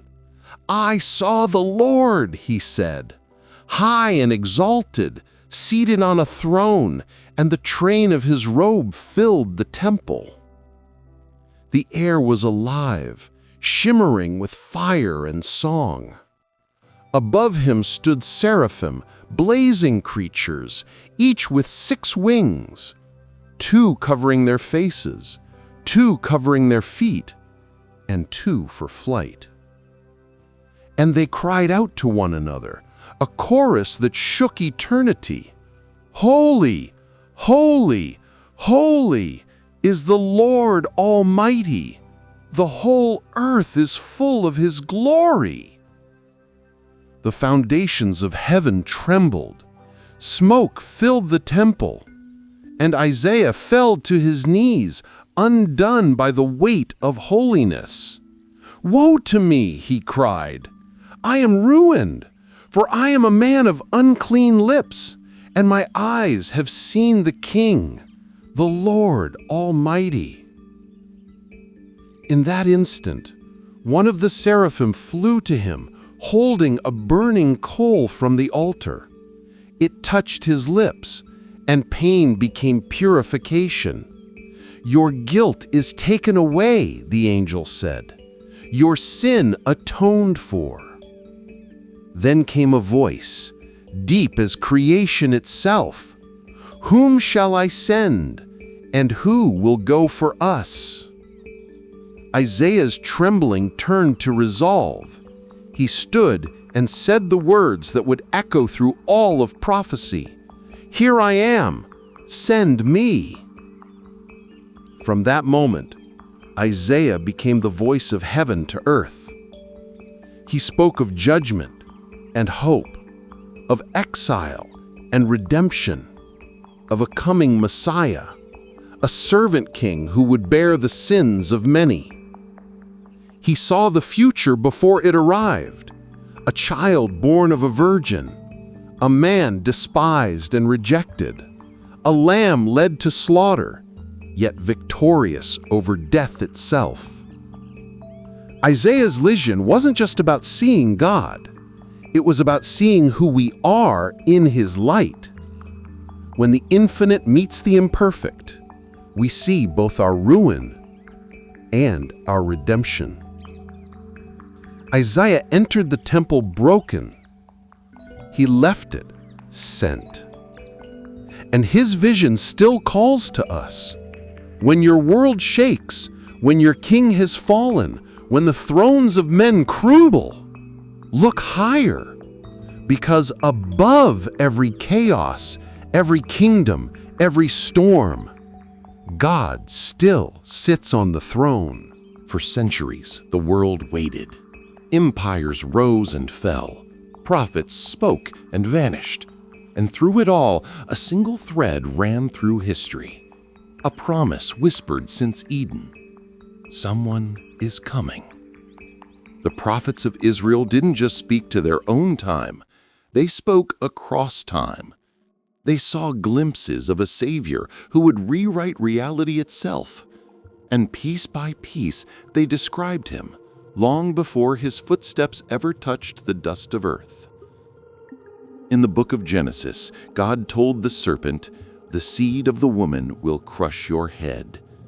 It was the first prophecy, a promise that evil would not have the final word. Micah saw his birthplace. "But you, Bethlehem, though you are small among the clans of Judah, out of you will come one who will rule over Israel." Isaiah saw his birth. "The virgin will conceive and give birth to a son, and will call him Emmanuel, God with us." He also saw his mission. "The Spirit of the Lord is upon me, because he has anointed me to bring good news to the poor, to heal the brokenhearted, to proclaim freedom to captives." And even more hauntingly, Isaiah saw his suffering. centuries before crucifixion was even invented. He was pierced for our transgressions, crushed for our iniquities. The punishment that brought us peace was upon him, and by his wounds we are healed. Zechariah foresaw his betrayal. They will look on the one they have pierced. And David, in the Psalms, described his agony. They pierced my hands and my feet. They divide my garments among them. But none of these words stood alone. Together they formed a mosaic, a portrait of the Messiah, drawn in the language of prophecy, painted across 1,000 years. A king born in a stable, a servant crowned with thorns, a lamb who would die and rise again. And then came the silence. For 400 years, no prophet spoke. Heaven seemed to close its mouth, but the promise still echoed, like a heartbeat under the world's noise. And then, in the darkness of Roman rule, under a sky full of foreign stars, a cry broke the silence of centuries. A baby's cry. Every prophecy found its answer in that single sound, because the Messiah had come, and hope, real, unstoppable hope, had finally taken human form. It began not in a palace, not in a temple, but in the quiet breath of a stable. After centuries of silence, when prophets had gone still and kings had forgotten the voice of heaven, God stepped into time. Not with thunder, not with fire, but with a heartbeat. In the small town of Bethlehem, a young woman named Mary, ordinary, unknown, but chosen, carried the impossible within her. An angel had come to her saying, "You will conceive and bear a son, and you will call his name Jesus. He will be called the Son of the Most High." She had said the words that changed eternity. "Let it be done to me according to your word." Now, as Rome's census forced them to travel, Mary and Joseph arrived in Bethlehem, weary, searching for a place to rest, but there was no room, no doors opened, so they found shelter among the animals, beneath the breath of oxen and the straw of a manger. And there, in that forgotten corner of the world, the creator of galaxies entered his creation as a child. He who hung the stars now reached for his mother's hand. He who spoke the universe into being now cried with a human voice. The infinite became fragile, eternity wrapped in cloth. Above the fields outside the town, shepherds watched their flocks through the night. Suddenly, the sky exploded with light, and an angel declared, "Do not be afraid. I bring you good news of great joy for all people. Today, in the city of David, a Savior has been born to you, Christ the Lord." Then the heavens opened, and an army of angels sang, "Glory to God in the highest, and on earth peace, goodwill toward men." Far to the east, wise men saw a star blazing brighter than all others. They followed it for months across deserts, mountains, and kingdoms until they found the child and knelt before him, offering gold, frankincense, and myrrh, gifts fit for a king, a priest, and a sacrifice. No crown, no throne, just the hum of heaven hidden inside a baby's breath. This was the moment history bent, when God entered the timeline of man, not to judge, but to join us. He didn't come as a conqueror, but as a savior, not to take power, but to give love. The birth of Jesus wasn't the start of a new story. It was the answer to every promise before it. The light had entered the darkness, and the darkness could not overcome it. Before the crowds, before the miracles, before the cross, Jesus faced a battle that would define his mission. After his baptism in the Jordan, where heaven had opened and a voice declared, "This is my beloved Son, in whom I am well pleased," he was led by the Spirit into the wilderness. 40 days, 40 nights. No food, no water, just the scorching sun, the biting wind, and the silence of the desert.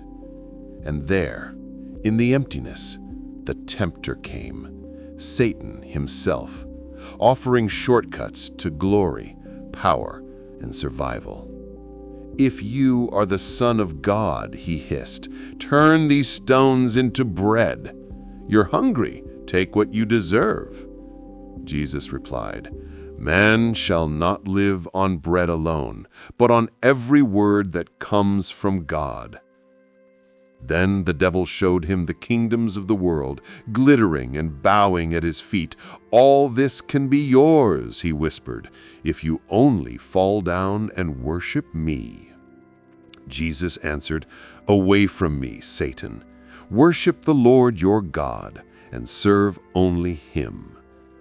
Finally, Satan took him to the highest point of the temple, the pinnacle where the city could fall away beneath him. "Throw yourself down," he challenged, "for God will save you. He promised." But Jesus stood firm. "Do not put the Lord your God to the test." And in that moment, the angels came, ministering to him. The battle was over. The mission could begin. This was not a fight for survival. It was a fight for purpose, a declaration that power, pride, and shortcuts would never define his kingdom. The wilderness was empty, but it became a proving ground. Before he healed the sick, calmed the storm, or raised the dead, he had conquered the desert inside himself. Jesus' temptation teaches us something eternal. Before every mission, every calling, we face the quiet wilderness. And the victory isn't in striking back, it's in standing firm. Because the Son of God did not bend, he remained faithful, and the world would never be the same. The world was ordinary. The seas lapped. Crops grew, diseases spread, and grief lingered. But then Jesus came, and the ordinary became extraordinary. He walked along Galilee's shores and calmed storms with a word, "Peace, be still." The winds obeyed, the waves bowed, and the terrified disciples realized this was no mere teacher. He was Lord over creation itself. He fed thousands with 5 loaves and 2 fish, turning scarcity into abundance. He turned water into wine, restoring joy at a wedding, and proving that heaven's timing is never late. He healed the sick with a touch, opened blind eyes, cleansed lepers, and made the lame walk, showing that his power was not just physical, but restorative, deeply personal, and merciful. Even death bowed before him. The widow's son in Nain, Lazarus in the tomb, at his command they rose. Proof that even the grave is not the final word. And he confronted darkness directly, casting out demons, breaking chains of spiritual oppression, showing that his authority stretched over the seen and unseen. Every miracle carried a message. The kingdom of God is breaking into the world. Suffering, hunger, fear, and death, They are not the final rulers. The crowds were amazed, but the true disciples saw something deeper. These miracles were signs of the Messiah's heart. Love incarnate, power tempered by compassion. He didn't heal to impress, he healed to restore, to teach, to reveal that heaven had arrived. Nature obeyed, disease fled, death trembled, evil cowered. And all who witnessed it had to ask themselves, who is this man? Jesus' miracles were not magic. They were a window into the eternal, a world reordered by faith, a kingdom where love conquers all, and a God who steps into the messiness of life to make it whole again. The crowd gathered on the hillside. Thousands of faces turned toward him. The air buzzed with expectation, not for miracles this time, but for words. Jesus sat, and the ordinary became extraordinary. He spoke of a kingdom not ruled by power, but by heart. A kingdom where the last would be first, and the meek would inherit the earth. Blessed are the poor in spirit, for theirs is the kingdom of heaven. Blessed are those who mourn, for they will be comforted. Blessed are the meek, for they will inherit the earth. Not just rules, but a radical reversal of values. Mercy over judgment, humility over pride, love over revenge. He taught them to pray differently. Our Father in heaven, hallowed be your name. Your kingdom come, your will be done on earth as it is in heaven. Every word a map, every line a blueprint, not for how to survive in the world, but how to live in God's kingdom. He redefined justice. Turn the other cheek, go the extra mile, love your enemies, not for weakness, but for courage born of trust in God. He spoke of treasures, not the ones rust can consume, but the ones stored in heaven. Not worry about tomorrow, but trust that God knows every sparrow and every need of the heart. The crowd listened, some puzzled, some inspired, all captivated. For here was a man who didn't just interpret the law, he fulfilled it, bringing life to words that had been deadened by tradition. The Sermon on the Mount was more than teaching. It was a revolution of the heart, a call to live differently, to love boldly, to trust completely, and to make heaven visible on earth.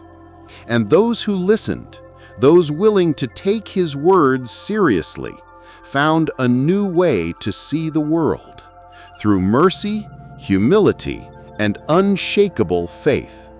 Jesus didn't just teach with words. He taught with stories, simple, ordinary tales that hid extraordinary truths. A sower scattered seeds on a path, rocky ground and thorny soil. Some sprouted, some withered, some were choked. To the crowd, it was a story about farming. To those with eyes to see, it was a lesson about hearts and God's kingdom, how faith grows when it's nurtured, and how fear, doubt, and greed can choke it. He told of a lost sheep, leaving 99 behind to rescue one. Not just compassion, but a glimpse of God's relentless love, a love that seeks the lost, that celebrates every return. The parable of the prodigal son painted rebellion, despair, and forgiveness. A young man squanders his inheritance, wanders into ruin, and yet is welcomed home by a father who runs to meet him. The story shocked the listeners, not because of extravagance, but because it revealed a God who throws grace like a feast, welcoming sinners before they even ask. He spoke of talents, hidden treasures, mustard seeds, and 10 virgins. Each story was a mirror, reflecting the choices, priorities, and faith of those who listened. The crowd heard tales of everyday life, fishing nets, lost coins, shepherds, and weddings. But the disciples heard something more. The kingdom of God is hidden in plain sight. It is not power, not wealth, not fame, but love, mercy, obedience, and faith that transforms hearts. Jesus' parables were invitations to look deeper, to think harder, to see the world through God's eyes. They were puzzles wrapped in stories, keys hidden in stories of dust and seed, and warnings cloaked in tales of joy and sorrow. Because the kingdom of heaven doesn't announce itself with armies. It whispers, it grows quietly, it surprises. And those who listen, those who truly hear, discover life as it was always meant to be, alive, bold, and full of God. The evening was heavy with expectation. The streets of Jerusalem alive with tension. And in a quiet upper room, Jesus gathered his closest friends, the 12 disciples. He didn't come to speak of kingdoms of this world. He came to reveal the kingdom of the heart and to prepare them for what was about to unfold. He took bread, ordinary and simple, broke it and gave it to them, saying, "This is my body, given for you. Do this in remembrance of me." A cup followed, wine, crimson like the blood that would soon flow. "This cup is the new covenant in my blood, poured out for the forgiveness of sins." In that quiet room, the eternal collided with the temporal. The Creator, who spoke galaxies into existence, now lowered himself to the role of servant, to wash their feet, to break bread, to bear the weight of the world's sin. He spoke of betrayal. He spoke of denial. He spoke of love that would endure beyond death itself. One of them would betray him. Another would deny him. Yet he continued to serve them, to love them, even knowing the agony that awaited him. The Last Supper was more than a meal. It was a covenant, God's promise to humanity written in flesh and blood, a bridge from sin to salvation, from despair to hope. It was a call to remember, love radically, serve humbly, forgive relentlessly. Even in the shadow of the cross, even in the face of betrayal, the heart of the kingdom beat strong. That night, heaven and earth touched. A final covenant was made. And in that covenant, humanity glimpsed the unshakable love of God, a love that would not be stopped by pain, by fear, or by death itself. The night was thick and heavy, a veil over Jerusalem that seemed to swallow light. Jesus, the Son of God, walked with his friends in the Garden of Gethsemane, the olive trees casting long, trembling shadows. He had known this moment would come, the betrayal, the suffering, the weight of the world on his shoulders. And still he prayed, "Father, if you are willing, take this cup from me, yet not my will, but yours be done." The disciples, exhausted and fearful, could not keep watch. Sleep claimed them even as their master wrestled with the agony of what lay ahead. Then the enemy moved. Judas, the one who had walked beside him, approached with soldiers and lanterns. With a kiss, a gesture of love turned treachery, he marked the Son of God for arrest. Jesus stepped forward, calm and resolute. "Whom do you seek?" They said, "Jesus of Nazareth." He answered, "I am he." And in that moment, the soldiers fell back as though the ground itself obeyed him. Peter, brimming with loyalty and fear, drew a sword, striking out at a servant.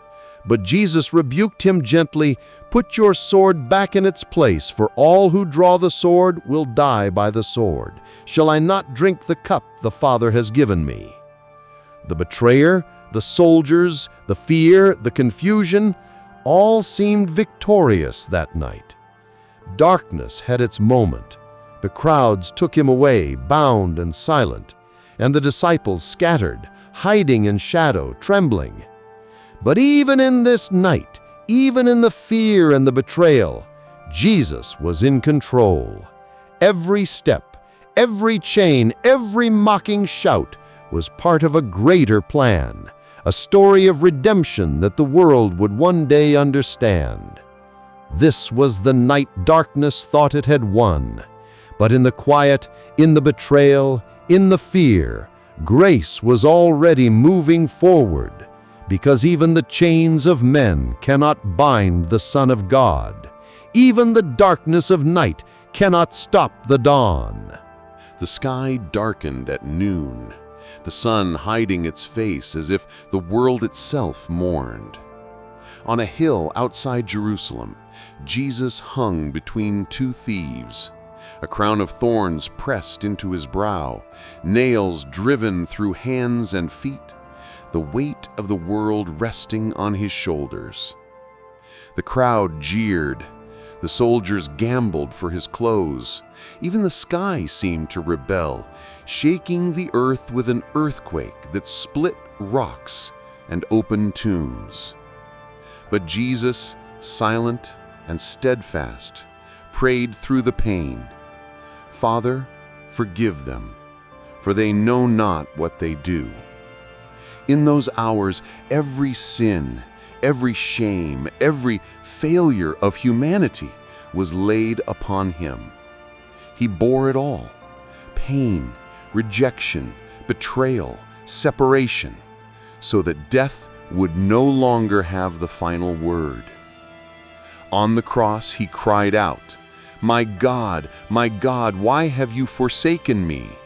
Not because God had abandoned him, but because he was carrying the full weight of separation that sin brings. Then, with a final breath, he said, "It is finished." The veil of the temple tore in two from top to bottom. Heaven broke through to earth. The centurion, watching in awe, exclaimed, "Surely this was the Son of God."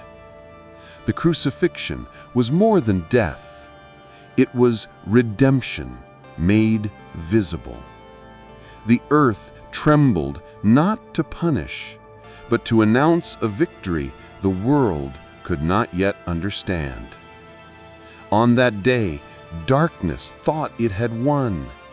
But in the broken body, the spilled blood, the sacrifice, God was rewriting history.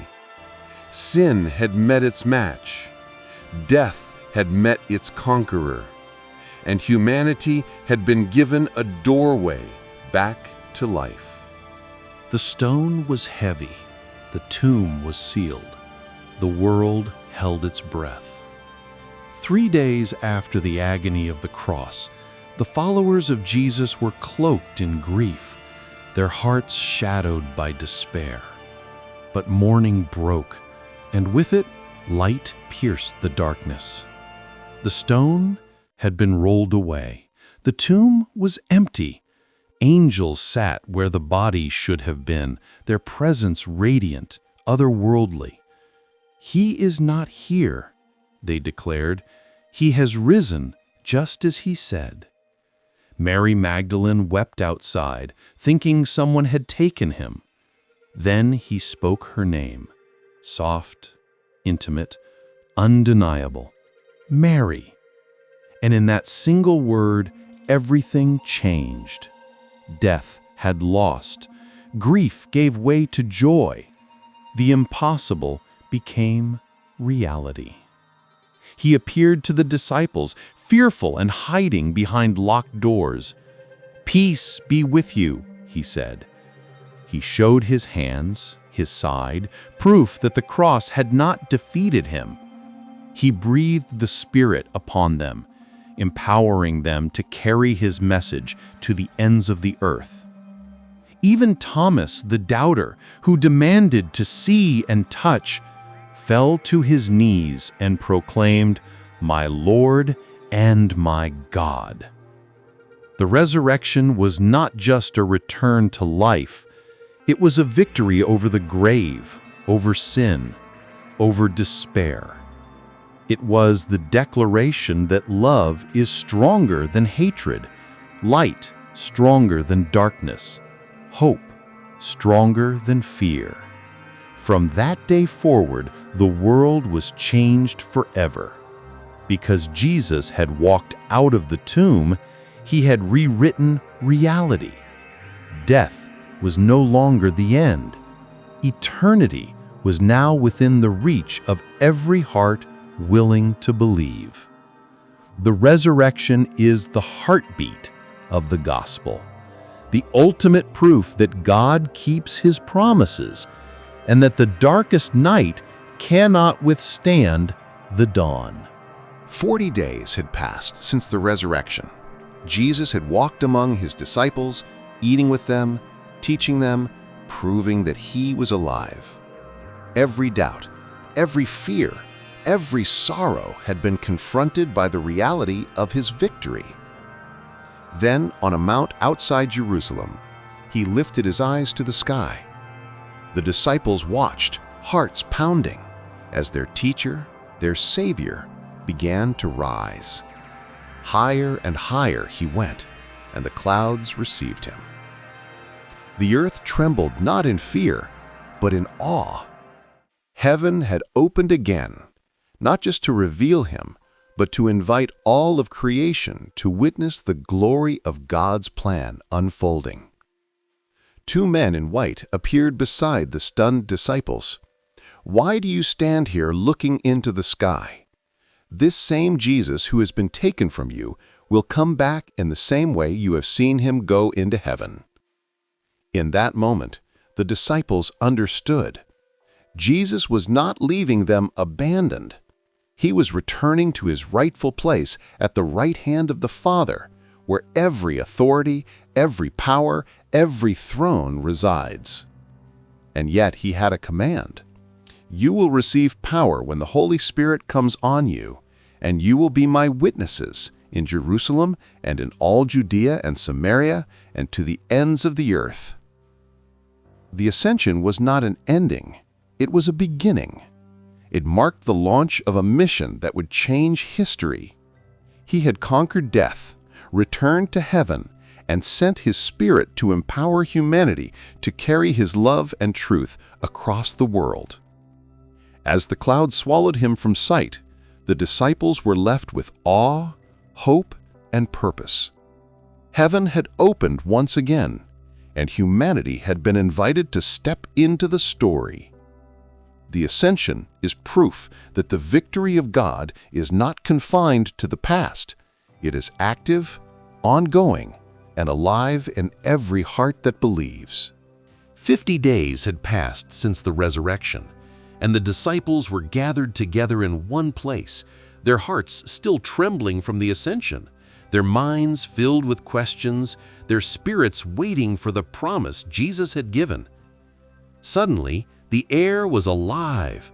A sound like a rushing wind filled the house, and tongues of fire appeared, resting upon each of them.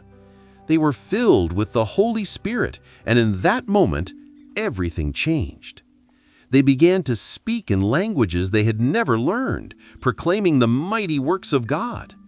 Pilgrims from every nation heard them, each in their own tongue, and were astonished.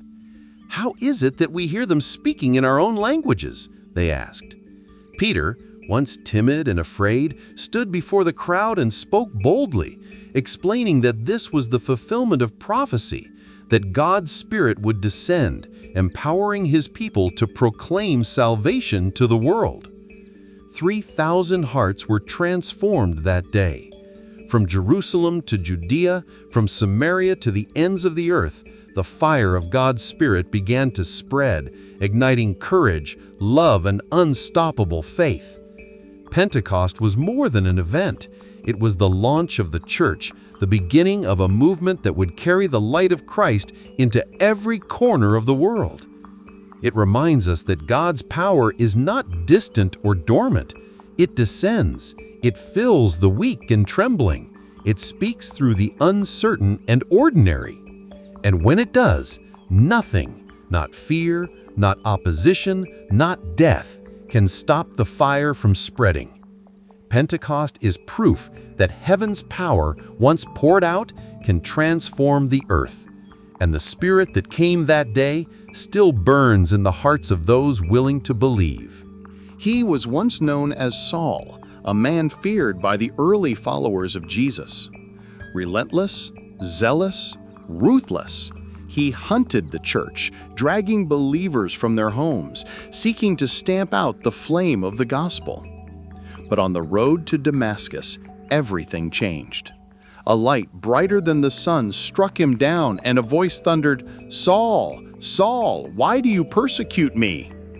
Blind, humbled, trembling, he heard the question again and again.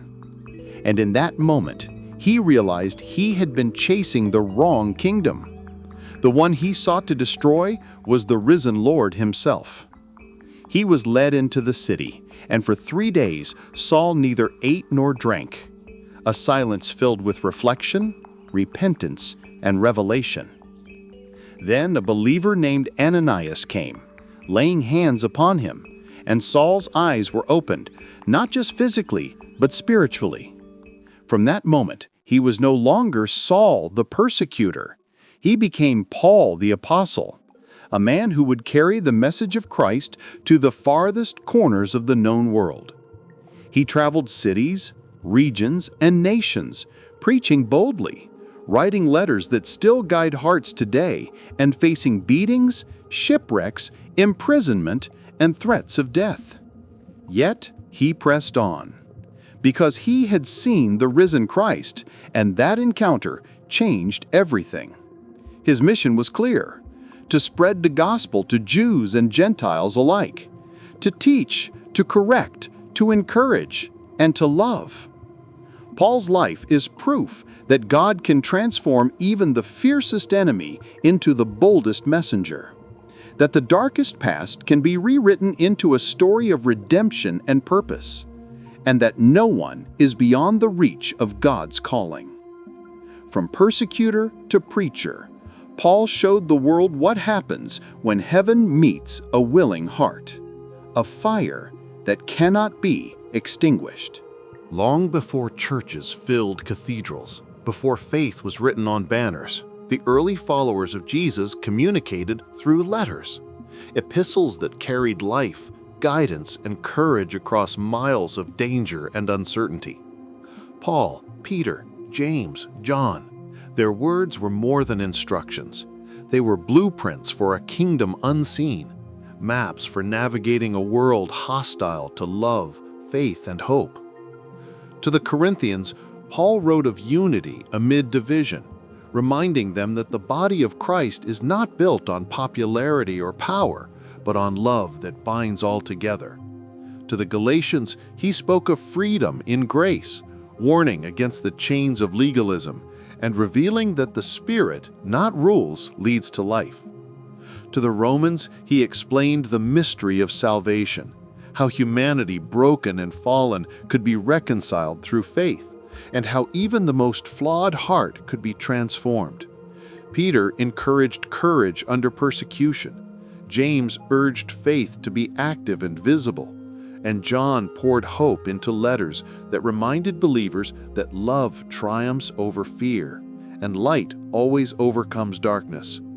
These letters were written on papyrus and parchment, but their message transcended paper. They whispered secrets of the early church: community over isolation, service over status, mercy over judgment. They taught that suffering is not meaningless, that hope can flourish in chains, and that the Spirit can ignite ordinary people to do extraordinary things. The letters were more than guidance.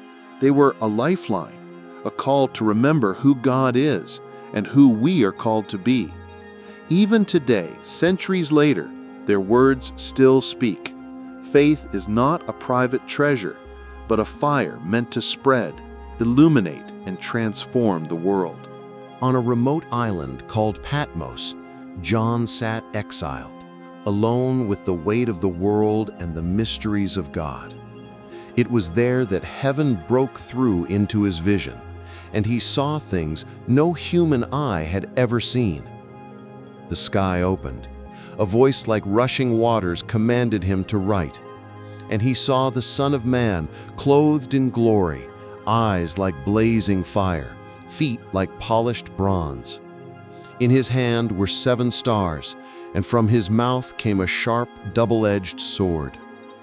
The vision was terrifying, magnificent, and holy all at once.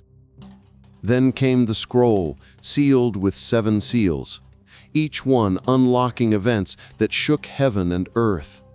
Riders on horses charged across the lands, bringing conquest, war, famine, and death. Yet even in the chaos, John saw God's sovereignty. Every storm was under his control, every suffering measured by his eternal wisdom. The plagues, the battles, the cosmic signs, the sun blackened, the moon blood red, the stars falling like tears from heaven, all pointed to a single truth: God's kingdom is coming, and he will make all things right. Amid judgment, John saw hope. The 144,000 sealed and protected, the Lamb standing triumphant, the New Jerusalem descending from heaven, streets of gold, gates of pearl, where there would be no more death, mourning, crying, or pain. He saw a dragon defeated, a beast overthrown, and Satan cast into the lake of fire. The victory was complete. Heaven and earth united, God's justice and mercy at last fully revealed. The revelation of John is more than prophecy. It is a vision of both warning and hope, a cosmic reminder that history is not random, that God sees, God rules, and God triumphs. It tells us to stay faithful, to endure suffering, and to fix our eyes on the eternal kingdom. John's visions remind us that the story is far from over. Even when the world trembles, even when darkness seems to reign, the Lamb will prevail, and God will make all things new. The story of history is not just events, it is a battle, a cosmic struggle between light and darkness, truth and deceit, good and evil. Revelation pulls back the veil and shows the world what has been hidden since the beginning. The dragon, ancient and furious, the serpent who once deceived humanity, rises to fight against the Lamb and his followers. The beast, the false prophet, all gather their armies, ready to claim the earth. But heaven itself does not remain silent. From the throne comes a voice like thunder, a voice of justice and power. The armies of God appear, clothed in white, radiant with righteousness, riding horses that blaze like the sun. The battle is not fought with swords alone. It is a war of truth, faith, and unbreakable resolve. Every deception is exposed. Every lie falls away. The forces of darkness, once hidden in shadows, are unmasked before all creation. And then the decisive moment comes. The Lamb, standing victorious, strikes down evil not with rage, but with authority, purity, and love. The dragon is cast into the lake of fire. The beast and the false prophet follow, and their dominion crumbles forever. This is the day when justice meets mercy, when the oppressed are vindicated, when the faithful are rewarded. It is not merely the end of a war, but the unveiling of reality. God's kingdom is eternal, and evil is temporary, powerless, and defeated. The final battle teaches us that the struggle we see on earth is only a shadow of the cosmic reality. Faith, courage, and righteousness are not in vain, and though darkness seems strong, it can never overcome the light. For in the end, the Lamb reigns, the truth shines, good triumphs, and all creation is restored to its purpose. After every tear, every trial, every battle, after the shadows of sin and death have been swept away, John's vision reveals the final, breathtaking truth. God makes all things new. Heaven descends to meet the earth, and earth rises to join heaven. No more pain, no more sorrow, no more death. The old world, scarred by rebellion and regret, is gone, and creation is reborn, radiant, pure, and eternal. The New Jerusalem shines like a bride, adorned for her king. Its streets are gold, its gates pearl, and the river of life flows clear and endless. The tree of life stretches its branches in every direction, bearing fruit 12 times a year, its leaves healing nations. God dwells with his people, and they see him face to face. There is no need for sun or moon, for his glory illuminates everything. The curse of sin, the shadow of darkness, the pain of separation, all are gone. This is the full circle of the story. From the Garden of Eden to the new earth, from the first promise of a Savior to the eternal kingdom, God's plan has been unveiled, a story of creation, fall, redemption, and restoration. The heavens and the earth rejoice. Every tear is wiped away. Every heart finds home. And humanity, once lost, walks in the light of God forever. The Bible, in its entirety, is not just history, law, prophecy, or poetry. It is the story of God's relentless love, a story that began with a word in the void and ends with eternity in his presence. Creation restored, evil defeated, faith rewarded. The story comes full circle, and the kingdom of God stands eternal, unshakable, and gloriously alive.